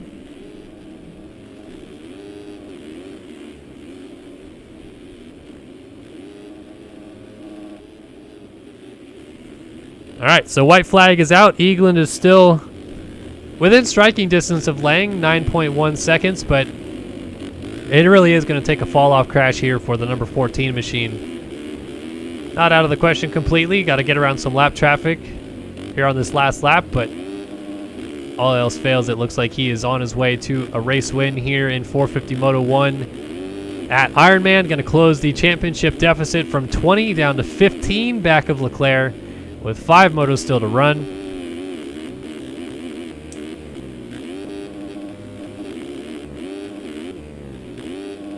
Down through the tunnel one more time.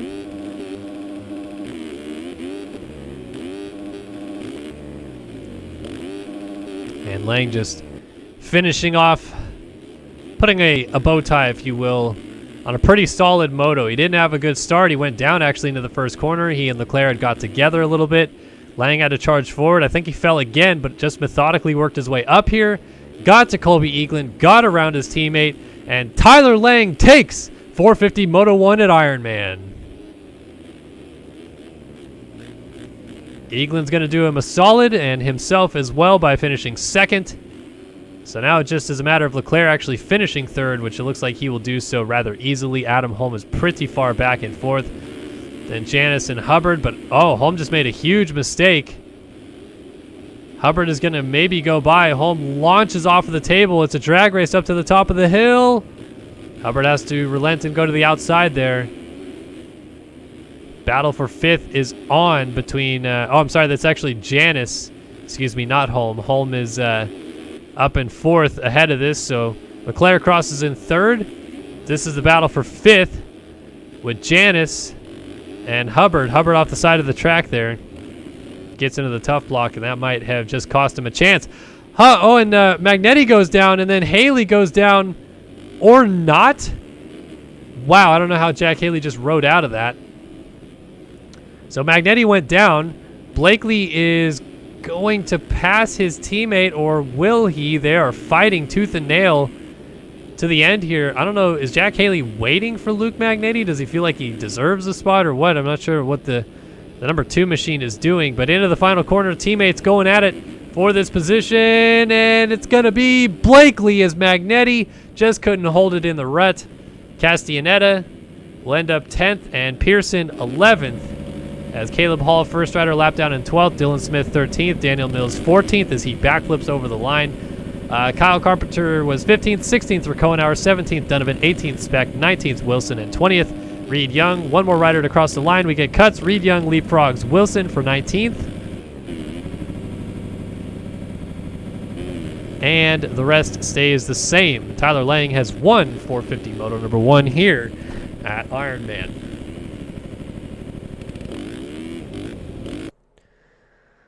Alrighty, 250 Moto 2 coming up, and if you're with us for the first 250 Moto, Payson Johnson lapped the whole field. Not kidding you in the slightest. Literally put second place a lap down right before the finish line jump in 250 Moto 1. So I feel like if he doesn't win the second Moto, it'll be a shock. And I think a lot of people are wanting to see kind of a repeat performance maybe and see how far he can get up. Provisionally speaking, he did retake the championship lead away from Nathan Prynne.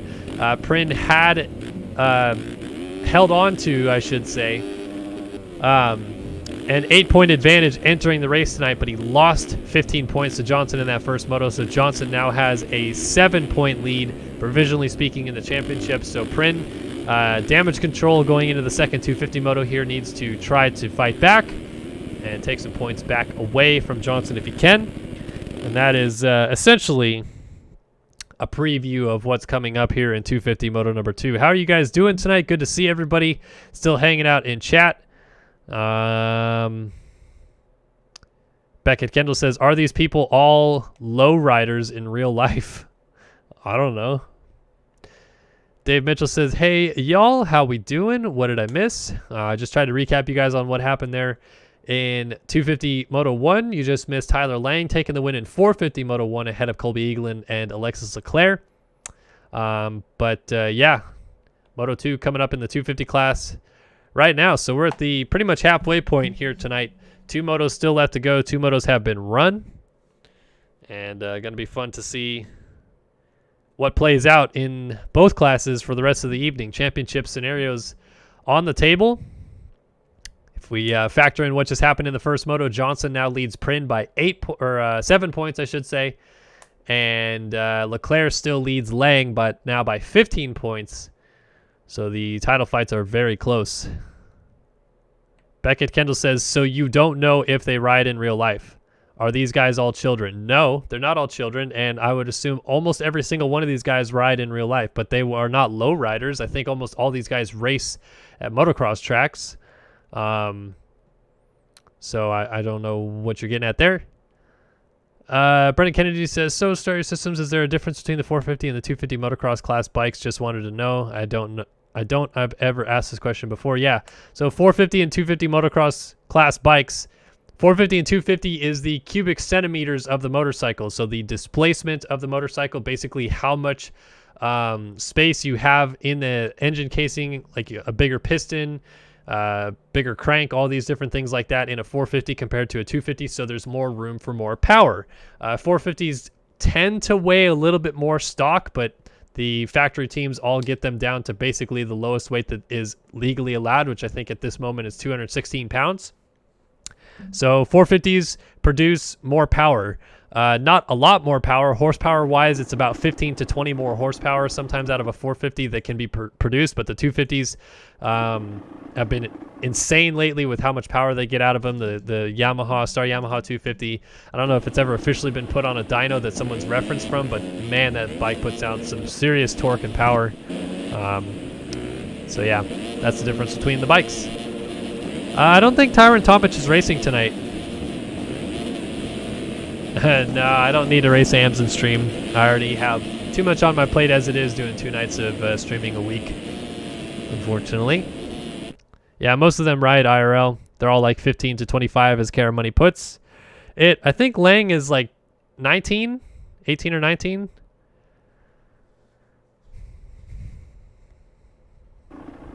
All right, here we go.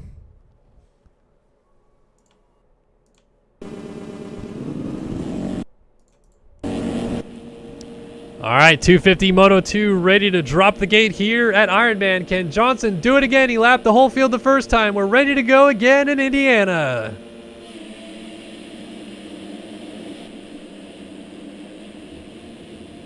Looks like Prin's going to lead him into the corner, and Johnson's down. Nathan Prin picks up the Studio 8 Hole Shot Award, and this is going to be critical. Johnson has to come through the field now, which he didn't have to do a lot of in the first moto. Got out front early and checked out almost immediately. And now Prin leads early on in this one, so this has completely flipped the script in this 250 class as these guys go up Godzilla the first time.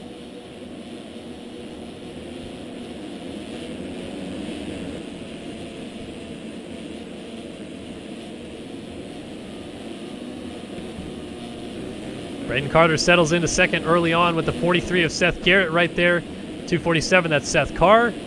72 of Maxime Vanderbeek. Trying to see if I see the number 1. I don't. He's pretty far back.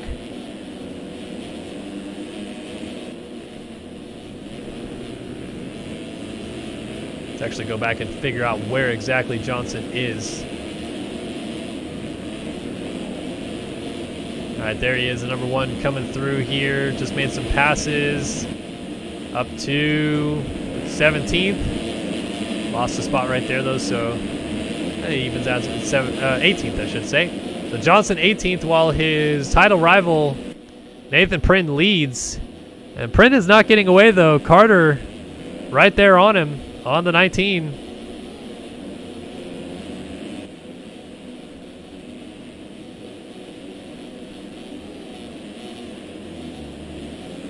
So, at the end of lap number 1, 250 Moto 2 here at Ironman, Nathan Prin leads from Braden Carter, Seth Garrett, Seth Carr, Maxime Vanderbeek, Trevin Thompson, Logan Leitzel, Ethan Gerst, Braden Tharp, Seth Shirley, Seth Harnischfeger, Talon Zollers, Chad Paulson, Devin Davis, Chris Post, Trevor Burns, and then Moto 1 winner Payson Johnson slices through. So, as mentioned, he has a whole workload to get through ahead of him, unlike what we saw out of the first moto for Johnson. If you're just joining us, Payson Johnson put the entire field a lap down in the first moto. If he can repeat that performance in terms of pace, I see no reason why he won't be able to get up to the front quite easily in this moto. But it's a very different story having to go through the pack. He had clean air for so much of the race in 250 Moto number 1 before he started getting into some lap traffic around halfway. Made quick work of those guys. They all moved out of his way. This time he actually has to do quite a significant amount of passing. He's working on Devin Davis, Seth Carr right there. Chad Paulson and Seth Harnischfeger just ahead of him. Rider down in this corner just getting going is the 13 there of Leitzel. So now Logan Leitzel falls behind him, his teammate.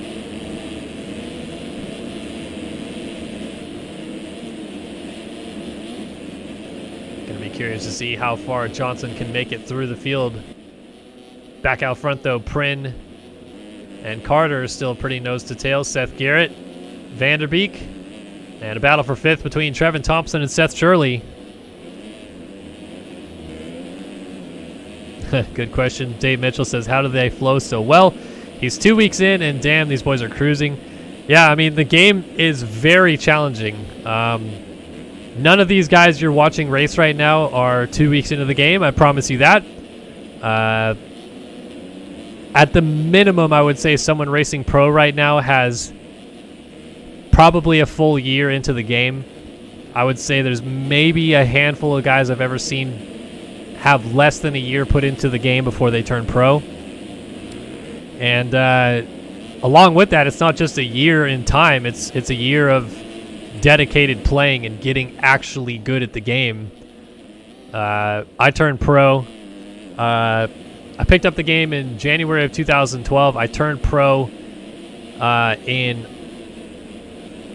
August of 2012, but I was complete garbage. Never scored a point. And then eventually was pretty good the following year in 2013, but it took a lot of hours, probably a few thousand hours or so, to get decently good at the game, enough to compete at the highest level.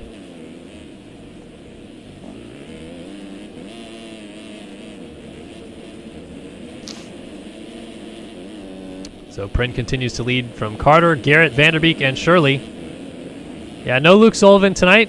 Becca Kennedy says, have I met any of the riders IRL? So if you're asking any of the guys in this game, have I met them in real life? Yeah, I have actually met Braden Carter before. As Prin has gone down. Prin is down off the side of the track. Gets going as the 43 of Garrett gets there. I'm probably going to get some of the names wrong of everybody that I've met, because I've met a pretty decent amount of guys that play sim. I've definitely met Carter. Who else have I met out there? I haven't actually officially met Leitzel, but I've talked to him on the phone a couple times. I've met Devin Davis before. Let's see, anybody else? 250 class, there's a lot of younger riders, so met Seth Harnischfeger before as well. And this is all I'm talking about in person. I think that might be it for this class, yeah. Shout out to Douglas of Arcasia, excuse me. $5 donation says, I'm late, but what's good? Predictions for Ironman National? All right, I'll throw you a couple predictions.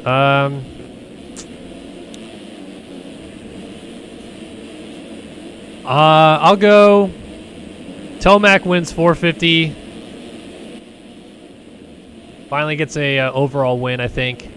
And 250s, I'll go Cooper. And yes, I have met Bob Joe too.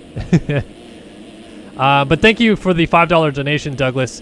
As a reminder, anybody that donates on the stream tonight, all donations on the stream will actually go straight to the Racers for Waverly Fund, which has been set up by Road to Recovery to help the town of Waverly, Tennessee, and Hurricane Mills, Tennessee, where Loretta Lynn's ranch is located. That entire area has been devastated by floods.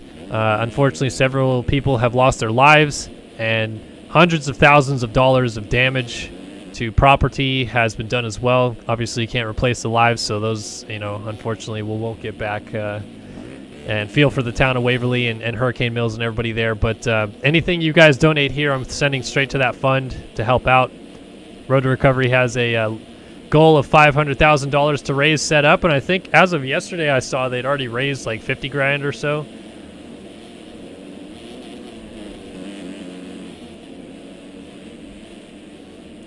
So it's a good cause, helps out a community that has been so welcoming to the motocross community for 40 years now. Loretta Lynn's the Amateur National Championship has been hosted there for 40 years, so yeah, feel for that town and that community there.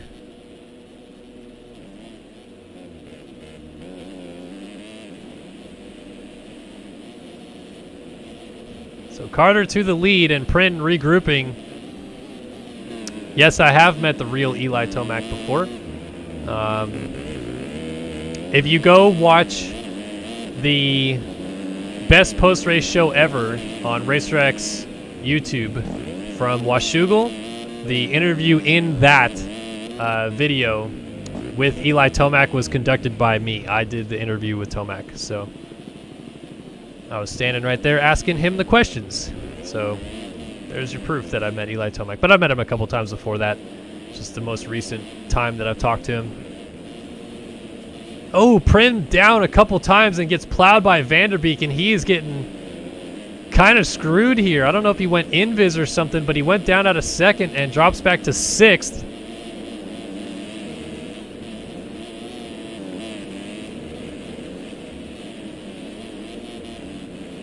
So Prin, who had it kind of made here early on, really has to stop the bleeding in a hurry. Yeah, Aaron Plessinger's awesome. In fact, little known fact about AP, he's a pretty big fan of Sim. He actually played Sim quite a bit back in 2016, 2017-ish. His brother Dalton raced with us in RaceFactory Gaming competition for a long time. And I was talking to AP at Redbud a couple weeks back, or I guess a month back now, or whatever it was. And, I mean, I don't assume that AP knows much about anything with the game anymore, because he doesn't play it anymore. He doesn't have a gaming computer anymore. But he pulled me aside and he's all, so who's fast in sim nowadays? And so I tell him, I'm like, you know, Leclerc's at the front, Tyler Lang, a couple other guys. And he's like, oh man, that's good to see Leclerc still out there ripping and stuff like that. Like he was genuinely like knew who some of these guys were, which is, I think, just awesome. Like very unassuming. You don't really expect AP to know or care that much about, you know, kind of just the sim community really, but he was involved with it and got into it and still knows who some of these guys are, and actually told me he wants to get a gaming PC and get back into it soon. So kind of a fun little anecdote there about AP. Oh, rider down. That's Print again, isn't it? Trying to latch onto him. There he is. Oh, and now another rider goes down ahead of him, and that suddenly has Johnson right behind Prin. Wow.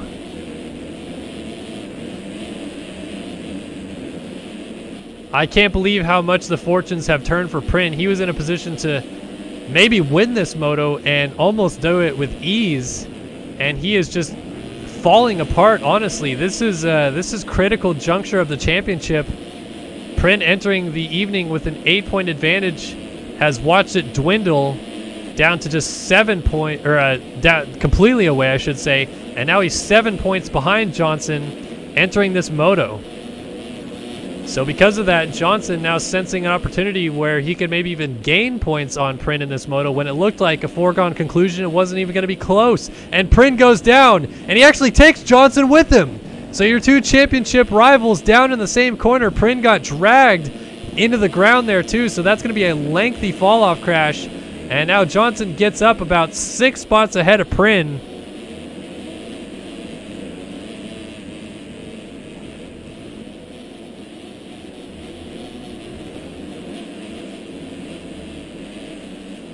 Man, this is very unfortunate for Prin, and even worse on top of that is that he's got a ton of underground RC riders ahead of him between himself and Johnson. But Johnson just went down, stacked up a huge pile up in the corner, and Prin goes back by. Oh my goodness, the championship drama unfolding here. So way out front now, or not that far out front actually, because Carter just went down. That is going to put Seth Garrett on the SPR number 43 into the race lead. What the heck is happening here in Indiana after a moto that was handily dominated by Payson Johnson? Completely flipped the script here in the second one. Johnson, bad start, a lot of crashes, still dealing with trying to get through the field. Prin, who was leading, was going to gain a lot of points back on Johnson, now fades back into the pack with Prin, or with Johnson, I should say. And now they both have to try to fight forward as Seth Garrett goes to the race lead. Incredible scenes here. And Carter is pretty easily going to win the overall as it stands right now. Seth Garrett, after the first moto, finished 30th.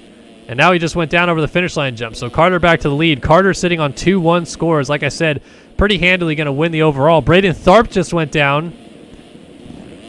So Tharp picking it up in third as Seth Shirley comes in. So Shirley fifth in the first moto, now looking at a third.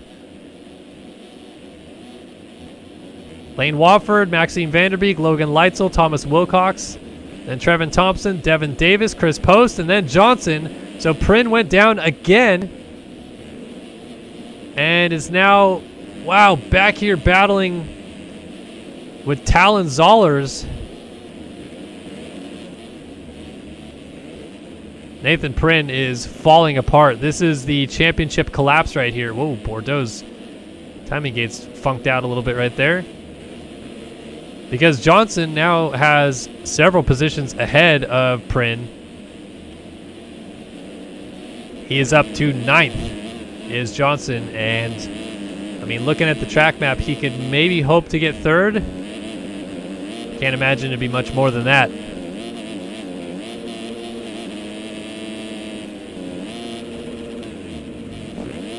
We still do have over half of this race to go, so there is plenty of time for things to get wacky. They've already gotten wacky. There's plenty of time for them to get wackier. As Johnson now rolls up on, is this McLaughlin, I believe, or Trevin Thompson, excuse me. So Trevin Thompson on the 151. Johnson gets whipped in his face. Trevin Thompson lays down a huge one on the table there in the middle. Johnson getting forced out of the main line. Now has to funnel in behind Thompson.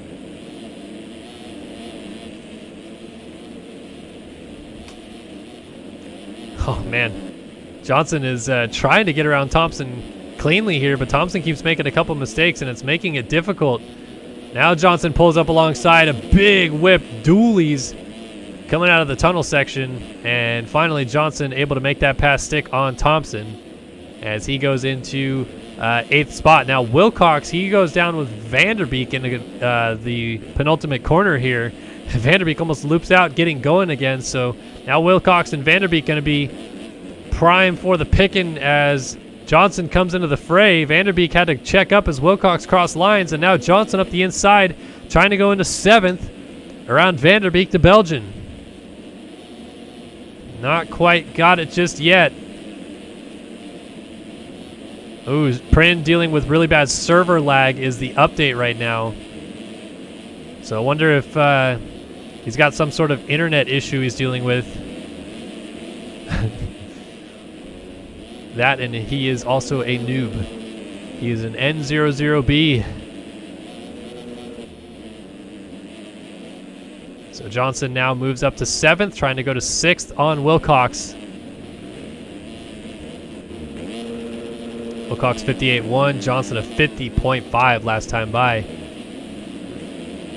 Carter now back to the lead. Seth Shirley's moved into 2nd. What has happened to Seth Garrett? What in the world has happened to Seth Garrett, who was leading this race? Unless I'm missing something. Seth Garrett, is he out of this race? Yes, he is. So what happened? Seth Garrett disconnected and connected and says, anyone want a reg key? Jeremy, I'm not mad at you, but can you make the finish gate wider? I was inside the banner and still missed it. Oh, okay. So, looks like Seth Garrett was battling for the lead and maybe missed the finish line timing gate, and by the time he realized it, unfortunately, probably had lost too many positions. We completely missed that interaction there, but Seth Garrett out of this moto after leading it just moments ago. What a turn of events we are seeing here. Back to Johnson now behind Wofford and Logan Leitzel, but he has gotten around Thomas Wilcox. So next up, going to try to get Wofford, and then pretty much everybody up to 2nd is right here, as Seth Shirley in 2nd place right now. At the top of Godzilla, then Tharp has a lap rider between them.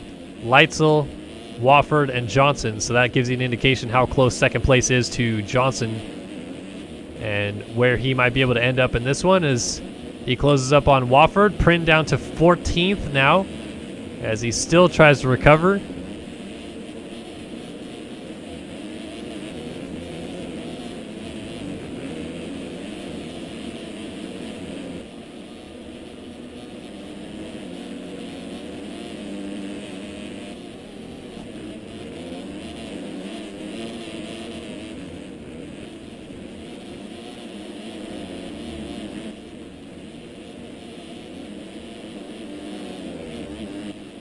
Trying to go around the outside, triples up the hill. Wofford has nothing for that.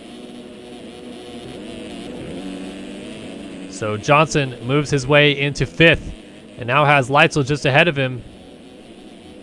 And Nathan Prin is watching his championship hopes dwindle as Johnson goes right around Leitzel to get up into 4th place. Leitzel's going to fight back, though. These are teammates right here. Interesting that Leitzel not playing nice necessarily with Johnson, giving him the business.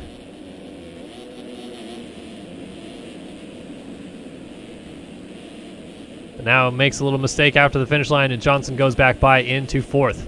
It is still Seth Shirley in 3rd. We're actually 2nd now, so we had another crash. Tharp must have been the rider that crashed out here. and went a little further back. So that actually moves Johnson up to third. And still has the 51.8 that he's been laying down. Man, you know what?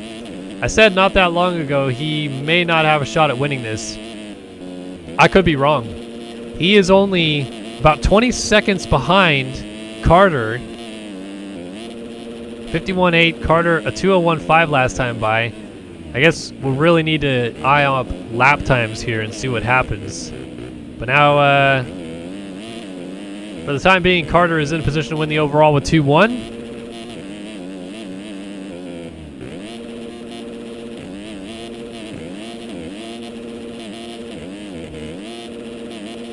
So 14.5 seconds back to Shirley. Johnson now closing it down to just 3.5 seconds, so he is certainly on a mission right now. He is starting to find the flow and the speed that he had in the first moto that allowed him to lap the entire field.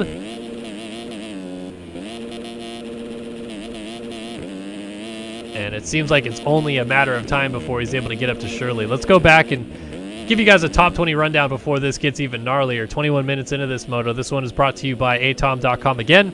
Head over to atom.com today to check out his music line and his merch and support the man, the myth, the legend, Adam Holm. Braden Carter on the Phil's KTM number 19 machine leads here in 250 moto number 2 from Ironman, in position to win the overall. Seth Shirley, atom.com 441 machine in second.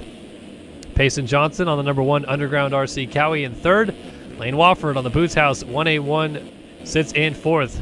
Braden Tharp, the number 415 Yogi outfit in fifth. Logan Lights on the number 13 Underground RC rides in sixth.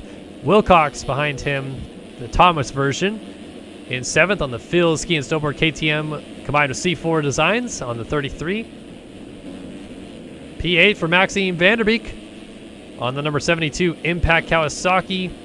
Ninth for Devin Davis on the number 29, and 10th is Chris Post on the Team 2 Dope 319. 11th is Trevin Thompson on the 151 Cyber Designs machine. 12th for Daniel Irvine on the atom.com number 96. 13th for Johan Bordeaux on the Impact 394. And 14th, a disappointing ride here for Nathan Prynn on the number 42 Impact Cowie. 15th for Cooper Hunt. Another bad race for him on the Underground RC number 38.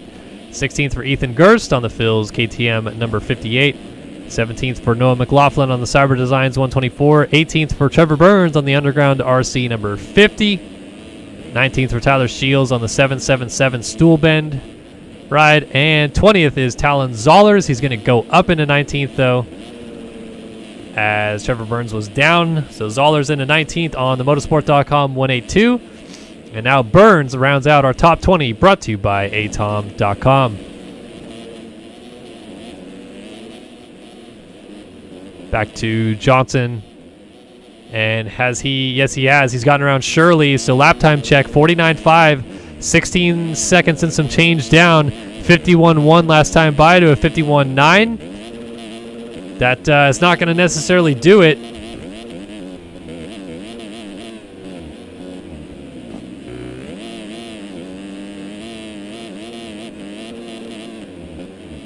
15.8 seconds. He's pulled the gap down from 20 to about 16, though, in the space of 3 minutes or so. So if he can keep that kind of breakneck pace up, he still has a shot at this race victory. Carter is trying to go 2-1 to win the overall. His first of the national championship for him.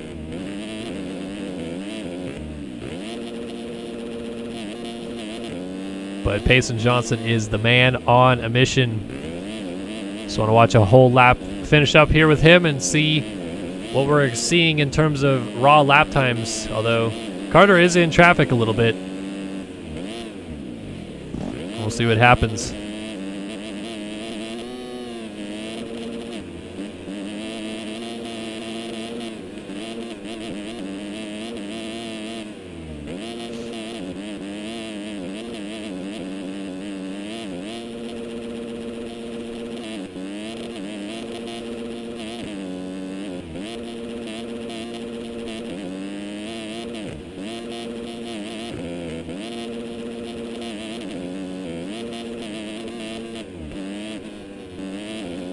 Oh no, Nathan Prynn Word in chat is he is disconnected. We'll have to go back and check that out in just a moment. Johnson trying to carry momentum through.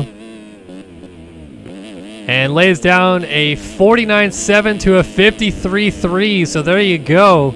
Almost 4 seconds gain that last lap alone. And this one is on. Let's go back and see. Wow, so unfortunate. Nathan Prynne out of the moto.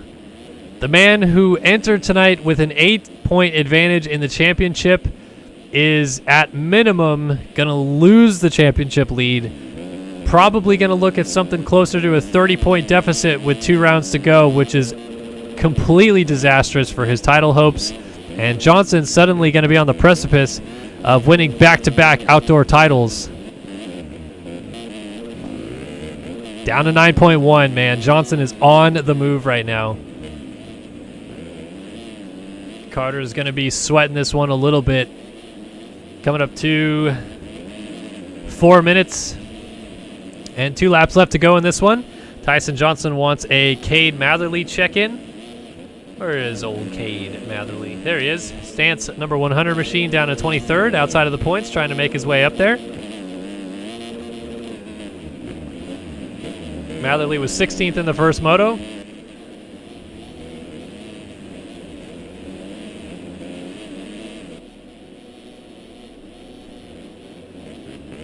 And Casey Cochran's also back here. He was 4th in the first moto. Struggling to try to get into the points now. Been a rough day for some top-level talent. All right, Johnson.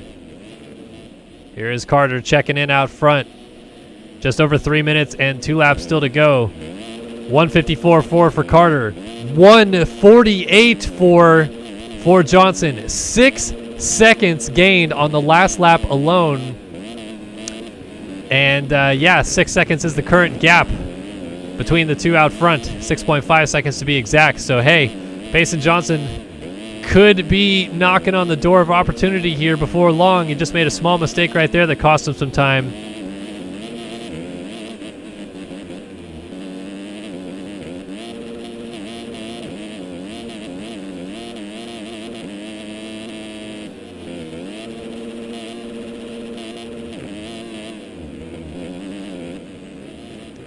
See if Carter's doing up here. It doesn't seem like he's making that many mistakes or necessarily riding bad or anything like that. He's putting in a solid effort out here, but Johnson's just been on a different planet all day long. Carter is closing up to Matherly to put him a lap down. We talked about Matherly being outside of the points. I think he's still down in 22nd or so.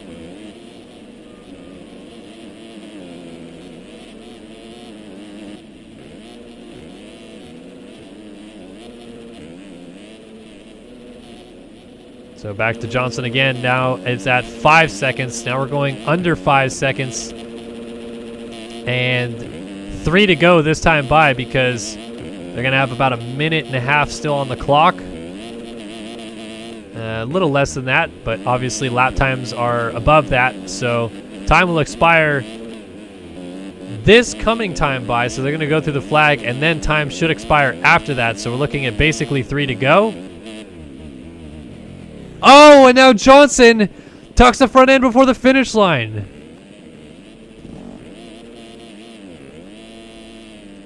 That might have spelled the end of his charge, but Carter is still dealing with lap traffic here. That is Matherly and Dylan Love.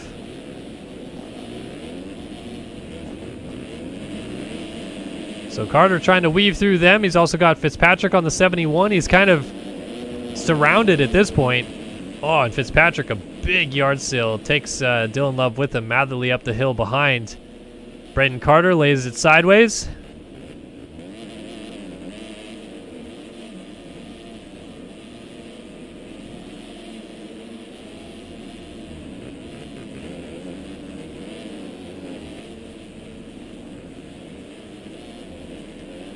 So now Carter has some wiggle room to work with Johnson out to 10.8 seconds. But definitely not completely over just yet, especially if something happens with Carter out front, a little mistake, crash, whatever.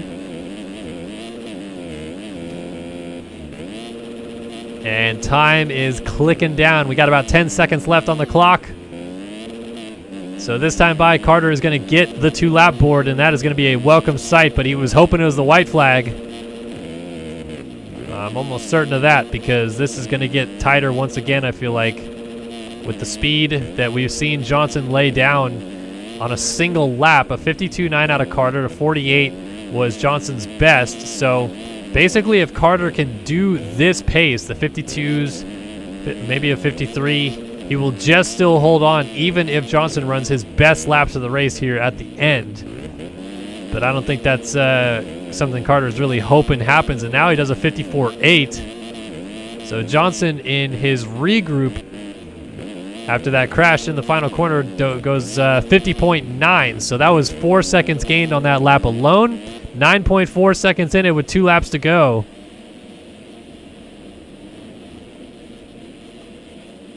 And this is a fight for the moto win and the overall win. Johnson has got a massive championship lead now sitting right in his lap. He's going to be 29 points ahead of Prin if he stays where he is. If he gets the lead away from... Oh my gosh, got sideways right there though. But if he gets the lead away from Carter, it'll extend out to a 32-point lead with 2 rounds to go, which obviously gets him maybe a little bit closer to talking about wrapping up the title early, but now Johnson goes down. And that is going to probably spell the end with his fight with Carter. Seth Shirley is still back here in third, but not close enough to capitalize on Johnson's mistake. How about Lane Wofford, the Boots House 181 machine, running here in fourth? It has been a very solid effort here for Wofford, who was 10th in the first moto, looking at a 4th here. And that might end up being top 5 overall with some of the split scores we're seeing out of these guys. Seth Shirley with 5th in the first moto, going in 3rd right now. Probably is going to end up on the box, although Wofford just went down. Here comes Wilcox. Wilcox was 3rd in the first moto, goes to 4th now. Then Wofford gets going right before Braden Tharp gets into the fray. Logan Leitzel goes down. Cooper Hunt a little too far back. And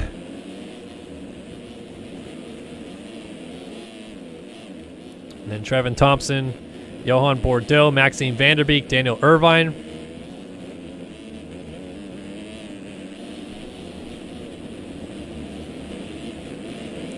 Oh, Irvine with a huge swap and down, and now he's laying underneath Godzilla. Godzilla's just letting him have it right there.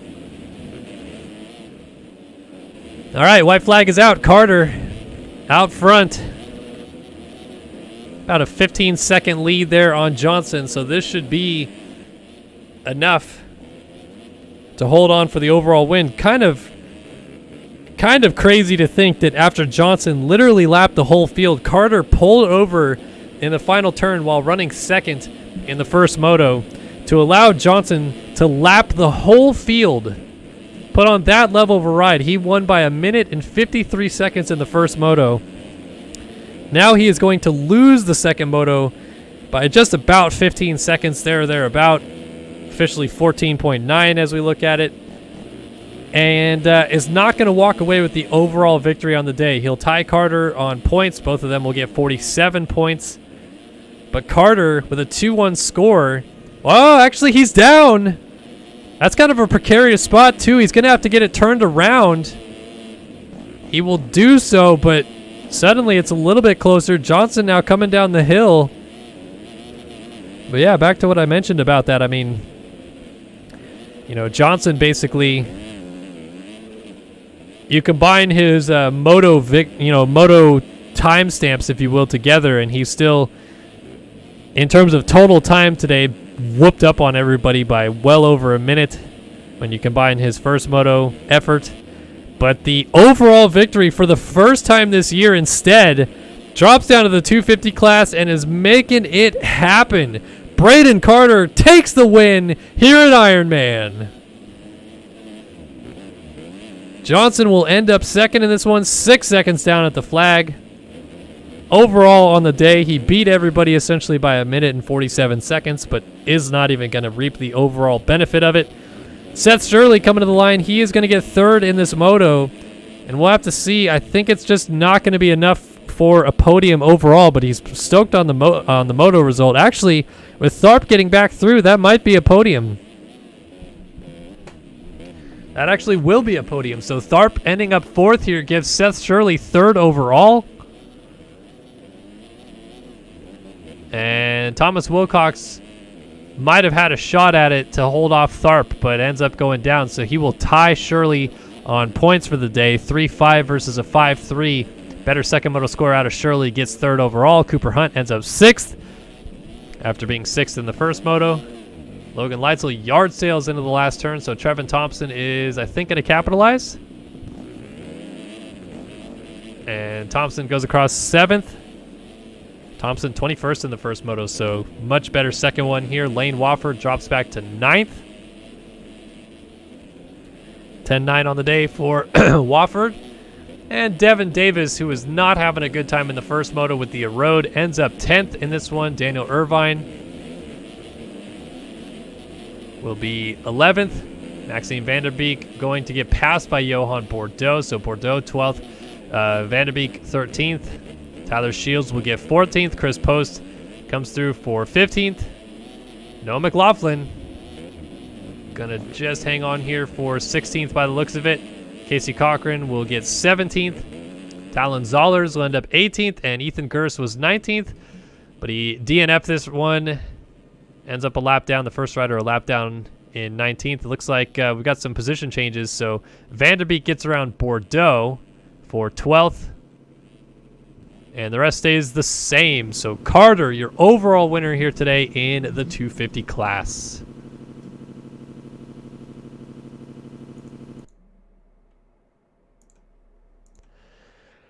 All right, back in studio with you guys here. Kellen Brower are going to bring you guys one more race here tonight. It's 450 race number 2. How's everybody doing? How you guys holding up? Feeling a little bit deflated after the air has been kind of sucked out of the championship scenario there in the 250 class.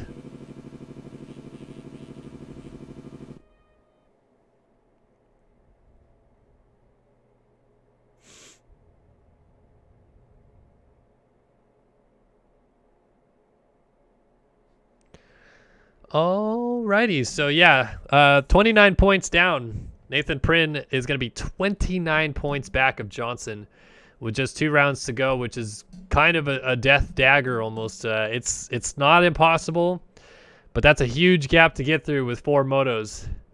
You need pretty much a disaster on one of them at least out of Johnson.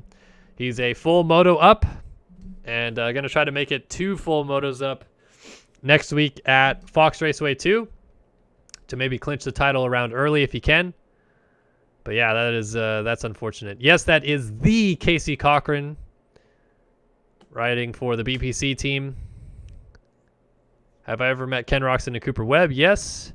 What happened to Prynne? DNF'd the moto. I guess he was dealing with some internet problems and just not having a good time out there, so elected to call it an evening. Seth Shirley, he's stoked with the 3rd overall. Lane Burke says, hey, Kellen, are there any starts you'd like to see, or any stats, sorry, that you'd like to see that you and Kerr are not doing? No. I love all the stats that you guys do. Quite honestly, I don't refer to them enough. Like, I should probably do a lot more breaking down what you guys talk about and, bring them into the broadcast. But what you guys do is awesome. I really appreciate that you still take the time to do that for the community here. So I'm good with what you guys are doing. Devin Davis says, I'd like to thank Trevor Burns for telling me to change my gearing and resulting in my first top 10 of the season. Yeah, Devin, much happier the second moto there. Wasn't too thrilled after the first one, but turned it around. No, all the riders don't have to watch the stream if they don't want. Obviously, it's really nice if they do. Just saying. But they don't have to. I get it. All right, let's get us back into the race here. 450 Moto 2 coming up. Yeah, Xander Doxana says, I wasn't here when you said why I didn't stream Buds. Can you say it again? Yeah, so I just had a lot of work stuff come up in the middle of the day. I'm trying to get some stuff done for work, so I had like an hour or so at the end of the day to maybe, you know, have some time to create content, but obviously I wasn't going to stream 4 motos of Buds Creek in an hour, so just elected to say, hey, we're going to do it at a different time. But we will still do it, I promise. Probably sometime, maybe next Tuesday or so. All right, here we go. Final moto of the night, ready to go here at Ironman. Let's drop the gate in 450 Moto 2.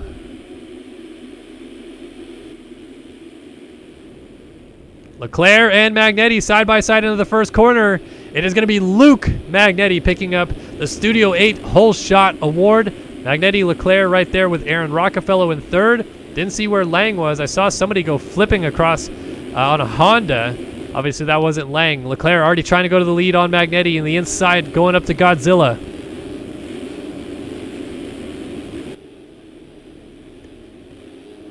So Magnetti from Leclerc. Then you got Rockefeller, Brock Pearson, Austin Bear, Adam Holmes up here, Janice, Hubbard, Mills, Wilson, and then Lang behind Robert Wilson. So Lang is not necessarily in the position he was hoping to be when you compare it to what Leclerc is doing right now, but there's a lot of racing left to go, and Leclerc seemed like he had a little bit of an up and down first moto. It wasn't all charging forward and getting into third. There's a lot more to it than that. Now Magnetti is going to deal with the pressure as Leclerc charges down the hill behind him.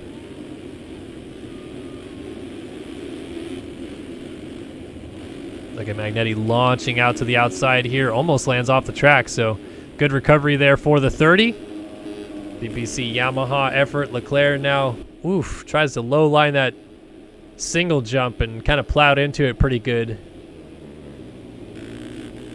So as we work our way towards the end of lap number 1, Magnetti and Leclerc starting to stretch it out from Rockefeller as the rest of the field kind of funnels into a group behind them. But can Magnetti hold arguably the greatest rider in the history of this game behind him?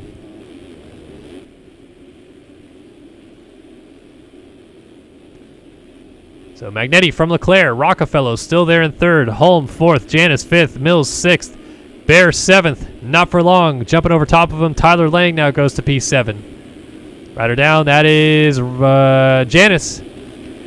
So Janice going down on the 130 goes from, I think he was in fourth, and now falls behind Austin Bear, so he goes back to 8th.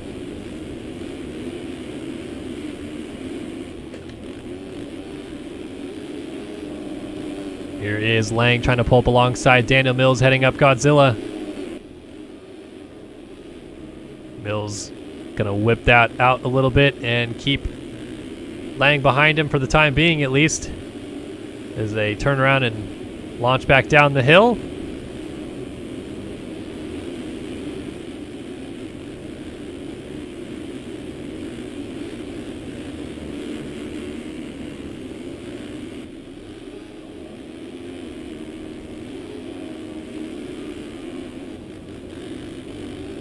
Close fight here between Mills and Lang, and Mills is just holding steady, not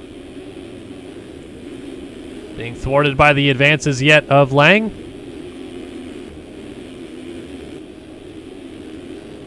Up the road, though, Rockefeller and Adam Holm just swapped positions, so Holm moves up to third. Meanwhile, change for the lead, Leclerc to the front. He's gotten around Magnetti, and is it goodbye time?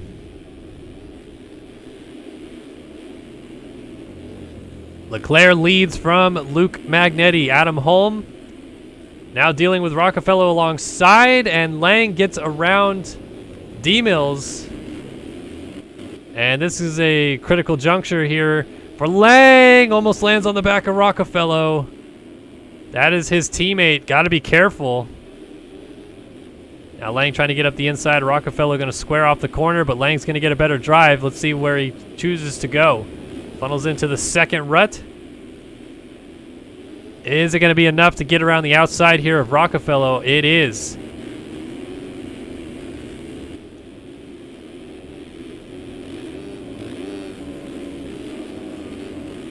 Oh, big one. There goes Rockefeller down.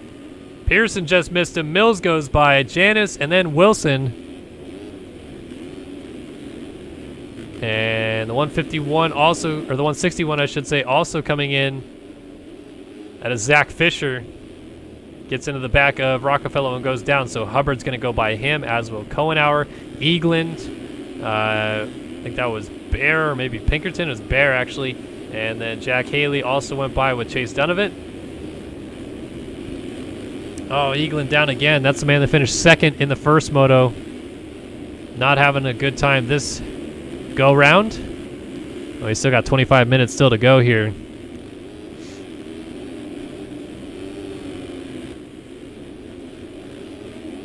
Whew, D-Mills over the top of Pearson. Cross jump.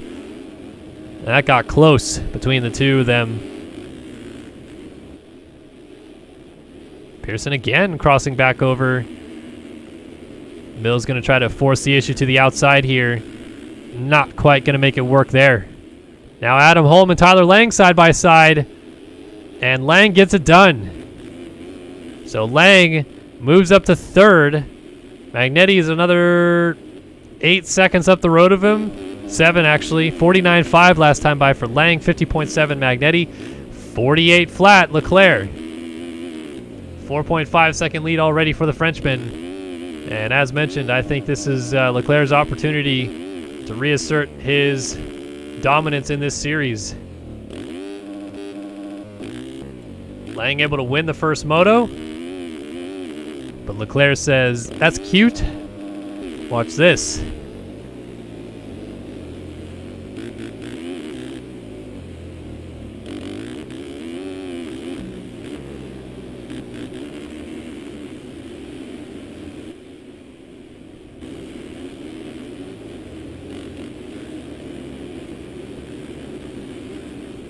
Back to Janice and Mills.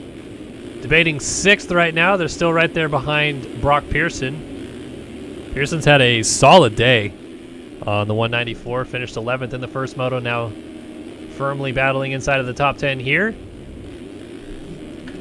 And this moto, unlike the first one, I feel like, is much more of what we expect to see out of our front runners. Good starts and kind of just consistent riding. It was rare to see how many guys had to come through the field, including Leclerc in the first one. Eventually, Lang was able to charge forward and get to Eagland, who was leading. Get around him for the win. Now Eagland is the one with the terrible start. Oh, change to the lead. Leclerc was down, Magnetti to the front. And suddenly, Lang is going to see his title combatant right in front of him. So that door of opportunity has swung wide open again. Thanks to a crash in the penultimate corner there by Leclerc. 7 minutes into 450 Moto 2. 49.3. Lang just reset his best lap of the race. Obviously, Leclerc's 48 dead is still the fastest overall. But now Magnetti's leading again, and we're going to see what the number 30 BPC Yamaha rider is made of at front.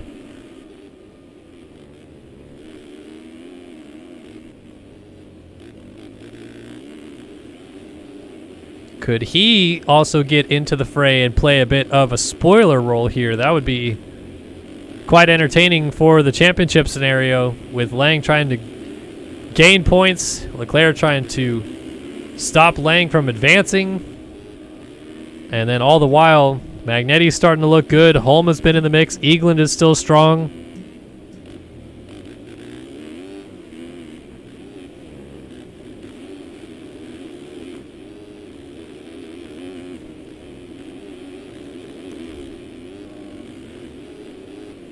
No, Rasmus Balzer hasn't been racing. I don't think he's raced any of the outdoors, actually. Wait a minute. Is that Seth Garrett that was... Did they let Seth Garrett race this moto? I'm so confused. This is the man that was leading in 250 Moto 2, but then missed the finish line timing gate and then disconnected when he realized he'd gone a lap down. So I guess they let him race the 450 class.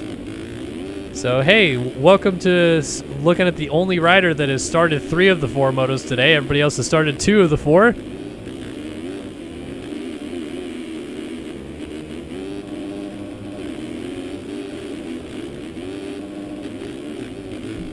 Interesting.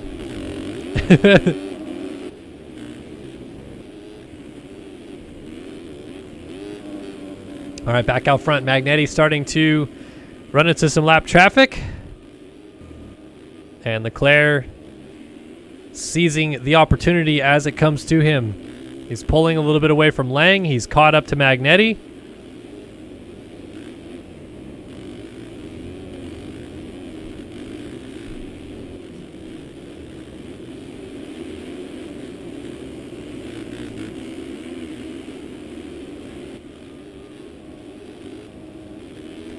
So the battle for the lead is about to commence here at Ironman. Luke Magnetti leads past the 10-minute point of this one. But Leclerc, after crashing the lead away about 3 minutes ago, is a-coming.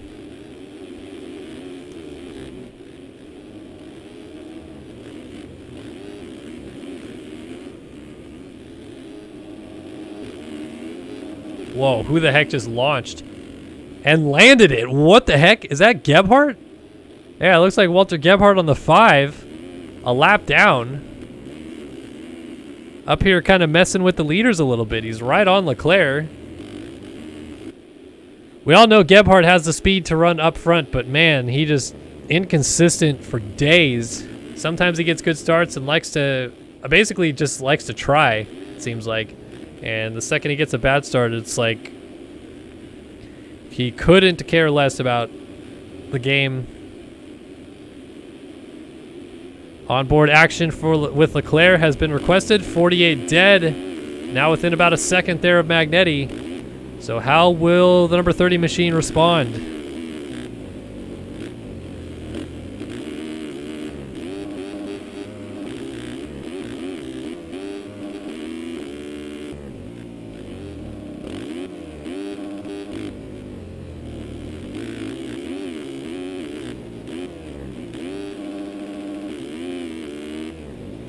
Leclerc charging to the outside. Magnetti inside to inside in the corner going defensive, and Leclerc again inside to outside letting the momentum flow.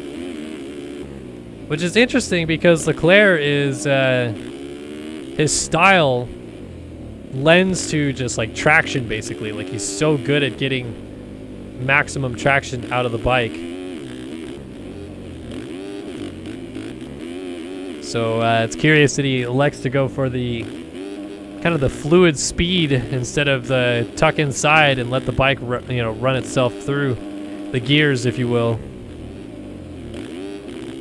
But Magnetti, I mean, he's doing a pretty good job here responding to this pressure from Leclerc. He does not want to let the number 1 machine go back by him again. But at the pace Leclerc is running, it's so tough to imagine trying to keep this pace behind you. Look at that, tripling into the sand. So much momentum and speed. He lays down a 48.5. A 48.3. Luke Magnetti has responded. And this is shaping up to be a good battle. Magnetti doesn't want to let this one go. They are kind of losing Lang in the background. He's still lurking back there.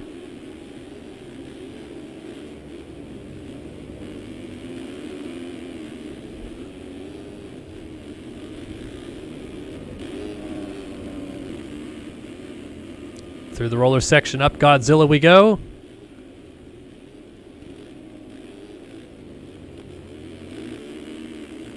And Leclerc is just all over Magnetti, but hasn't been able to figure out a way through just yet. Does he have a particular spot lined up that he likes? That is going to be the question here. He likes going to this outside, but it doesn't seem like it gains him any time. So Magnetti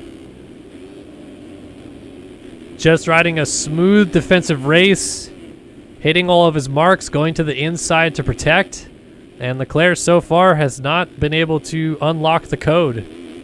This is really good riding for Magnetti. Ooh, rider down in a tricky spot right there. Both these riders able to avoid him. Not sure if it might have been one of the Underground RC guys again. 221 maybe of Brett Thomas. See where he is currently behind these guys as they scroll across the top of the screen. Got to be about, yeah, 221 and Brett Thomas, 117 seconds down, 1:57 seconds. Lap times here hover around the 1:50-ish range, so that makes sense. That was Thomas down under the tunnel. And another lap has gone. Another strong one for Magnetti. 49.2, 49.9 Leclerc, 48.9 for Lang, but he just went down, 57.3. So he had been kind of matching those guys and was only about 4 or 5 seconds down the entire time, but now he has had a fall-off crash, and that has taken him from the back tire of this group as Leclerc continues to work on Magnetti. I'd hate to switch away and miss a pass for the lead. I already did it once. Magnetti was leading. Leclerc got him. It seems like at any moment something's going to happen up here. But obviously there's some good battles going on throughout the field. So would like to hit on them if we can get there.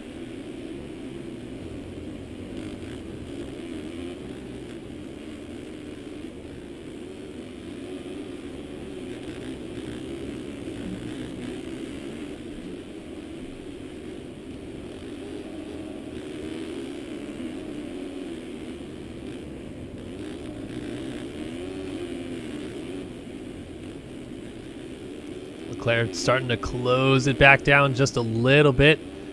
It's 1.3 between them.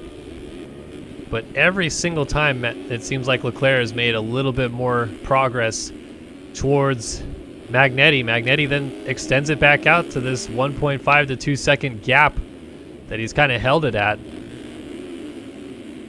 And for those of you new to this series, maybe you haven't watched much racing with us before, this is not something you get to do to Leclerc very often. Leclerc is beaten usually by his mistakes. His raw speed and talent has always been on another level, but a mistake right there as some riders are down. That's Brandon Larson off the side of the track.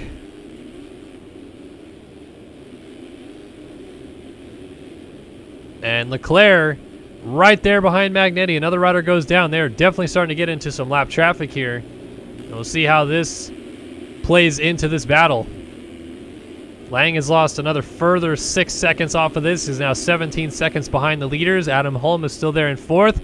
And Leclerc is right there on Magnetti for the lead. 17 minutes into 450 Moto 2. Magnetti was ninth in the first moto, but oh boy, would he love a moto victory.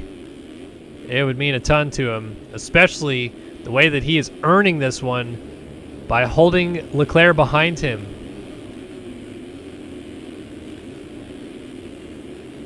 So Magnetti again, defensive up the inside. He's really good in that inside rut. Leclerc keeps going to the outside to get the drive, but there's nothing much to do there because then you have to check up a little bit to hit that tabletop. And it just seems like these two have not put a foot wrong for like 10 straight minutes. Leclerc has maybe had a couple small mistakes. They're almost not even noticeable. And that's what has fluctuated the gap. But Magnetti has been completely rock solid. And so far, that has been the kryptonite that Leclerc has not been able to somehow figure out. 51.4 last time by for Magnetti was one of the worst laps he had put together of the recent ones, but it's not a bad lap at all. It's one of the best laps being turned on the track currently. And he's just putting laps together. 49.2, 49.5 Leclerc. They are matching each other's pace lap after lap. And something's going to give.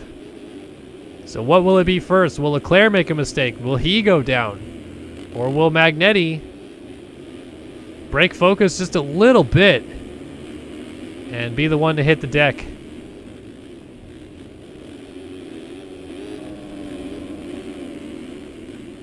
Austin Bear looks like getting back on the track from a crash right there. Magnetti lays it over huge on Godzilla. And still just a half a second in it between our front two. Hey, this could come to blows even between them, and that's going to benefit Lang, obviously, who who's still only 17 seconds off the lead. Fall off crash between the two of these guys, get somewhere in the range of 10 to 12 seconds maybe. And suddenly Lang is right back within a range to see what's going on. But Magnetti, this is impressive. Magnetti has, for 6 straight laps pretty much, literally the last 11 minutes that we've been watching this battle, I don't think I've seen him put a foot wrong. He hasn't had a kick weird. He hasn't had bad traction. That was the closest thing I've seen to it, landing on the side of the track almost in to the hay bales, but stayed on the track and continues on. I mean, he has been almost flawless, which is what you have to be when you're in a battle with Alexis Leclerc. But, I mean, kudos where it is needed to be given. Magnetti has not budged an inch under pressure, and it's so hard to do that under any circumstance.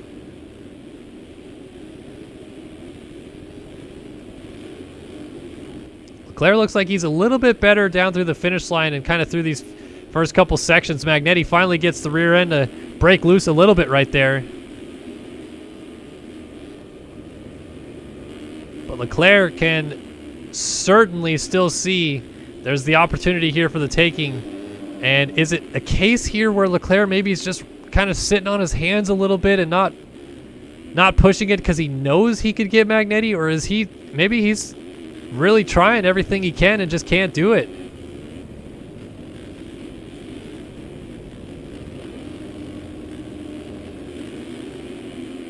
But I mean, talk about literally nose to tail. That's a mistake there for Leclerc.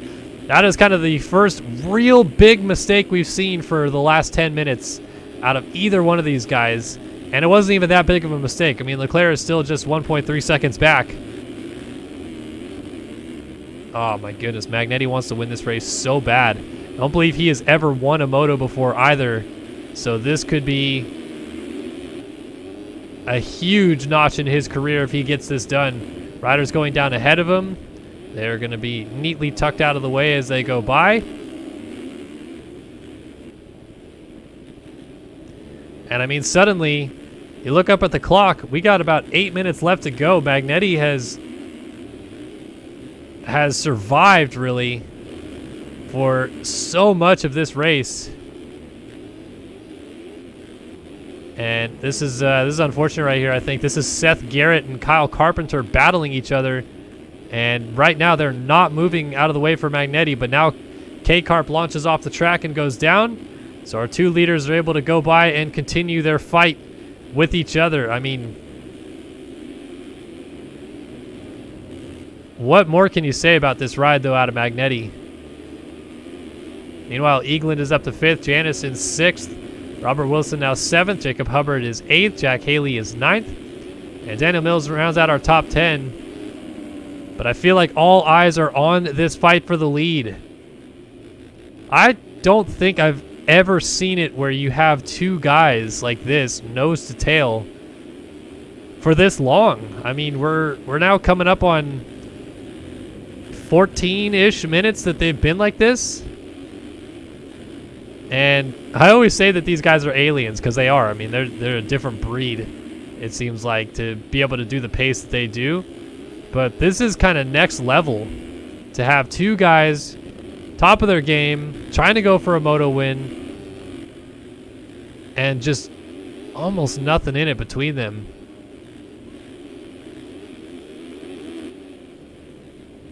Quick lap time check. 49.4, 49.3. They are still matching each other.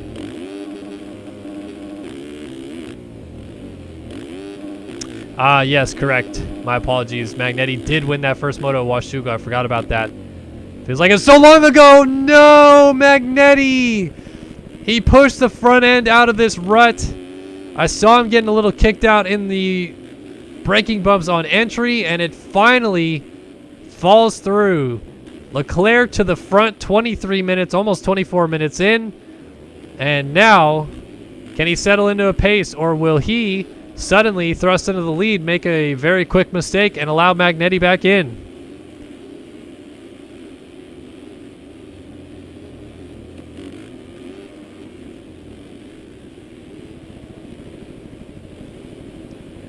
All right, let's give you guys a top 20 rundown because we missed a whole lot of stuff going on while we were looking at that battle for the lead. So Leclerc, Rockstar Energy Husqvarna Factory Racing Machine is your race leader, and this top 20 rundown is brought to you by RJerky. Head over to RJerky, I should say eatrjerky.com, EATRJERKY.com. Use the code SYS20 when you're checking out for saving 20% off your order. Great flavors, great quality beef jerky, and definitely would recommend checking them out. So Leclerc leads. Magnetti led so much of this race on the BPC number 30, but drifts back to second. Third now, Tyler Lang on the Underground RC number 14. Fourth for Adam Holm on the atom.com number 17. Colby Eaglin on the number 24 Underground RC Cowie's moved up to fifth. Matthias Janis, his teammate, on the 130 moves up to sixth. Jacob Hubbard on the 11 Phil Ski and Snowboard KTM runs seventh. Eighth for Robert Wilson on the number 62 BPC Yamaha. Ninth and down, Daniel Mills on the number 15 Jack Daniels Racing Machine is going to allow his teammate Jack Haley to go by. So Haley moves up to 9th, JDR number 2, and Mills slips back to 10th. Yes, okay, still have this right. Chase Blakely, now he runs into 11th on the BPC number 21. Chase Donovan now right behind him in 12th on the Proline Designs number 64. 13th for Brandon Castaneda, the Underground RC number 63. 14th for Brock Pearson on the 194. 15th for Jeremy Kohenauer, the number 20 MV Films ride. 16th for Aaron Rockefeller on the Underground RC 800. 17th is Caleb Hall, his teammate, on the 561. Reed Young is 18th on the Tegrity number 37.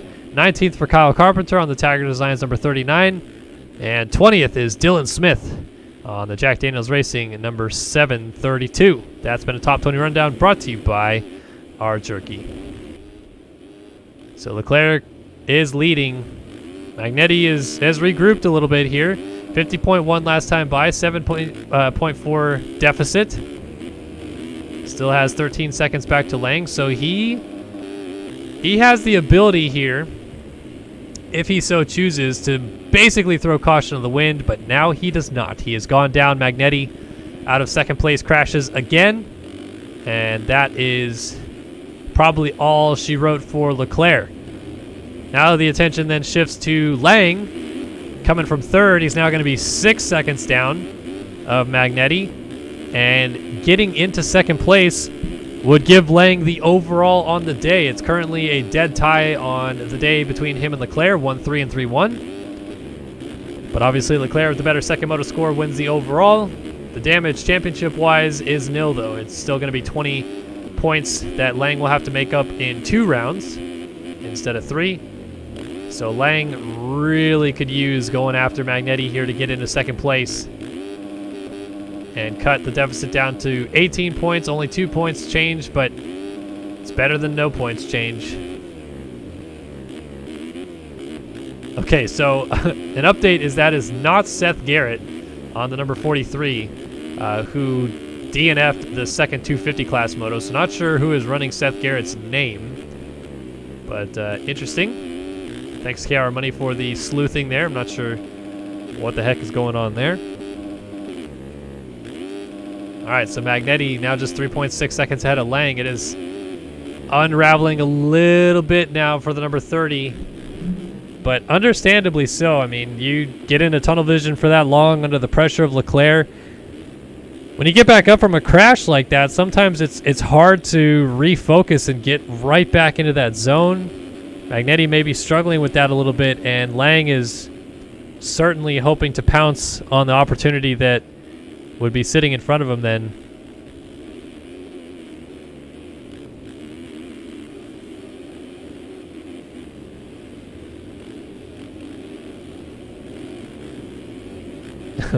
All right, apparently it's Steve Harris riding with Seth Garrett's name for some reason. Ooh, mistake there for Lang.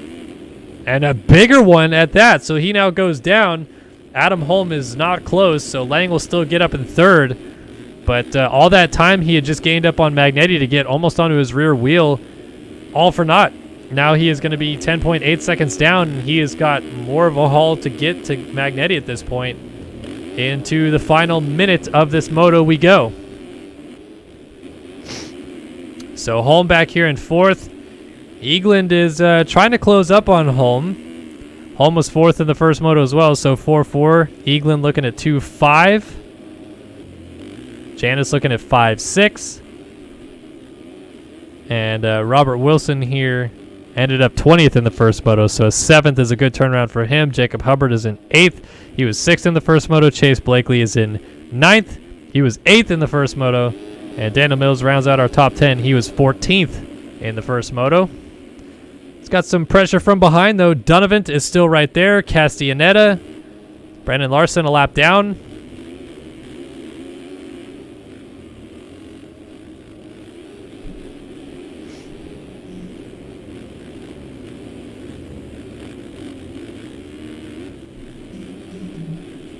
Why do we call Leclerc Straight Air Leclerc? Because he changed the game with basically his Straight Air Leclerc monikers. So for those of you new to the series and don't understand this, if you've ever played MX Simulator, you'll know, most likely, that there's a 2-second stop mechanic rule that's integrated in the game. If you pull over and try to make a quick change on your bike, quick gearing change or something while you're down, or whatever it is, you'll get these settings not applied, mechanic cannot keep up error in the chat. And that is single player, multiplayer, it doesn't matter. It's just been integrated into the game as Castellaneta goes around Donovan. And that rule, or that game implementation exists because of Alexis Leclerc. Leclerc used to use a technique using hotkeys where he would use a completely different setup that was a hole shot setup, basically. He used it to get hole shots in the game. And then while he would go off a Supercross triple or a big jump on the first lap of the race, you'd see him go literally like straight up and down, not even move, not brake tap, nothing. And it was because he was using hotkeys to pause the game like this so that he could then do, /read setup and then whatever setup it was, and then load the setup into his rider, into his bike. But he wasn't typing that. He was using hotkeys to then load up the script and the setup and all that stuff like that. Well, we all figured that out halfway through 2014. And that is when JLV then changed the game, so that's impossible now. There is no like whole shot device, as he was basically referring to it as, where he would use a different setup to whole shot, then load a new setup in to use for the rest of the moto. So JLV implemented that change, and we called him Straight Air Leclerc ever since then, because that was what he was doing. He was literally like boner airing off of the jump because he wasn't effectively in the game. So, I mean, it's clever. It was clever on the part of Leclerc to figure it out. But also you understand why it changed now, you know? So. But that is why we call him Straight Air Leclerc. And for a little bit, it kind of fit as well because he didn't have a whole lot of style, to be honest.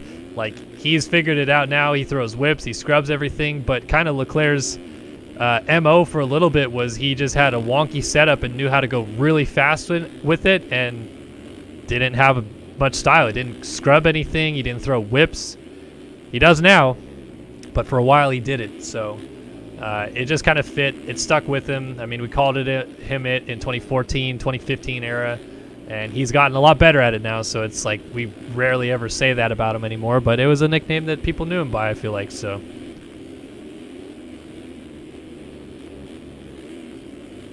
That is where the nickname comes from. Yeah, so he would be mid-air, you know, like go up Godzilla, and then because he's not touching his controller anymore, he's hotkeying his setup in mid-air. On a jump, the bike was just straight up and down, not moving at all. So dead sailor, boner air, whatever you want to call it, that is why he became a Straight Air Leclerc. But Leclerc was slowing down a little bit right there for some reason, not sure what was going on. Lang has moved up into second place around Magnetti again. So something happened that we missed that caused Magnetti to toss away the second spot. It's not over yet though. He's still right there on Lang, but that has gifted Lang the overall win as it stands. And another 2 points gained in the championship against Leclerc on the day, if it stays as is.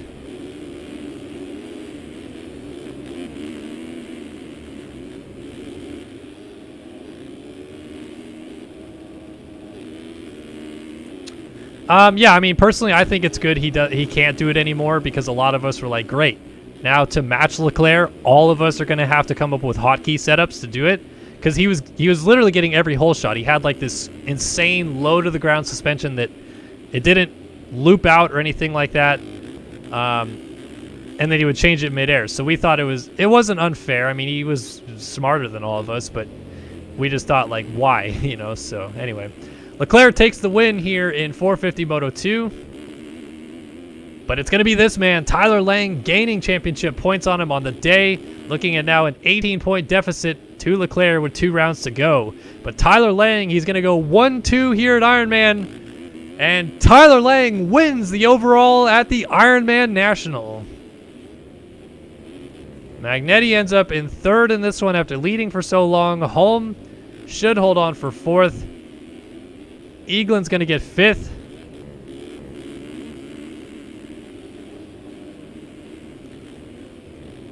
Yes, I will be making race reviews again, free fly, but probably not for the rest of the year. Maybe next year.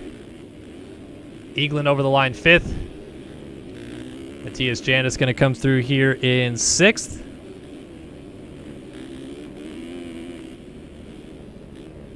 Good effort for Janis. So overall podiums most likely will be Lang with a 1-2 first, Leclerc with a 3-1 second, and Eaglin with a 2-5 in 3rd. Holmes 4-4 doesn't beat Eaglin, and then Janis going 5-6. So yeah, should be Eaglin 3rd overall. Blakely and his teammate Robert Wilson coming to the flag here with Hubbard hot on their heels, who is going to get 7th. Wilson shuts the door outside. Hubbard goes to get around Blakely at the flag for 8th. Wilson ends up 7th. Hubbard 8th. And Blakely 9th. And that's really odd, too. Look at that upper left-hand corner of your screen. You see me flicking between the numbers. Wilson finished 0.242 seconds ahead of Hubbard.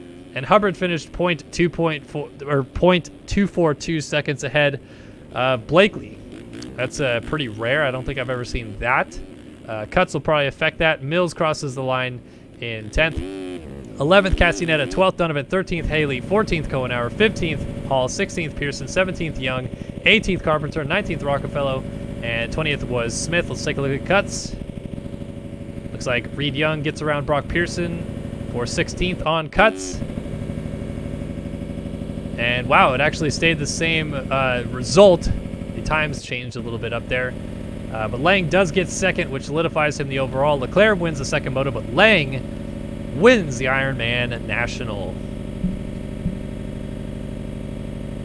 All right. We are done from Ironman here on Star Your Systems. Thank you guys so much for tuning in. Hopefully you guys enjoyed the broadcast here tonight. I want to give again a huge shout out to rjerky, atom.com, and RaceFactory Gaming for all the help that they provide in running this series. Thanks all of you guys in chat for tuning in. Real quick QA, I guess, here. Slurp says, what happened to Supercross is weird. I work for RaceFactsOnline.com now, so I pretty much transferred all of my real-life documentary skills making to what I do at RacerX now. So a lot of the stuff that I focus on video-wise for real-life stuff is done there. But that's why I moved over there. And can you tell me what an MX Simulator UID is and how I get it, because I'm trying to make an account? Yeah, Xander, if you buy the game, and you go to your registration key, I'm not going to show it because it'll give it away, but your reg key, you put it in there, then you are given a UID. So I'm in a server right now. If I do server, list players, my name, then you see my UID is right here. So slot 7 down. Oh, I don't know what I'm doing. Here we go. Slot 7 here on the bottom. See my mouse going back and forth. Maybe, maybe not. But slot 7 on the bottom. It says 1 found, and then above it, slot 7. My ID is 4928. So that is what a UID is. 4928 is mine. Yours is whatever yours says right here. So when you're in the server, comma list players, your own name, bam, you get one found, and then your slot and your ID number. So that's what a UID is. But yeah. All right, so that is going to do it for us here tonight. Thank you guys so much for tuning in. It's been a hectic couple of days, and gonna bring you guys the final 4 rounds coming up and the Budds Creek recast. Don't worry, I'm still gonna do that. Let you guys know when. But thanks so much for tuning in. Hopefully you guys enjoyed, and we look forward to seeing you guys next Monday for the MX Simulator Grand Prix of Portugal from Agueda. Bye-bye for now.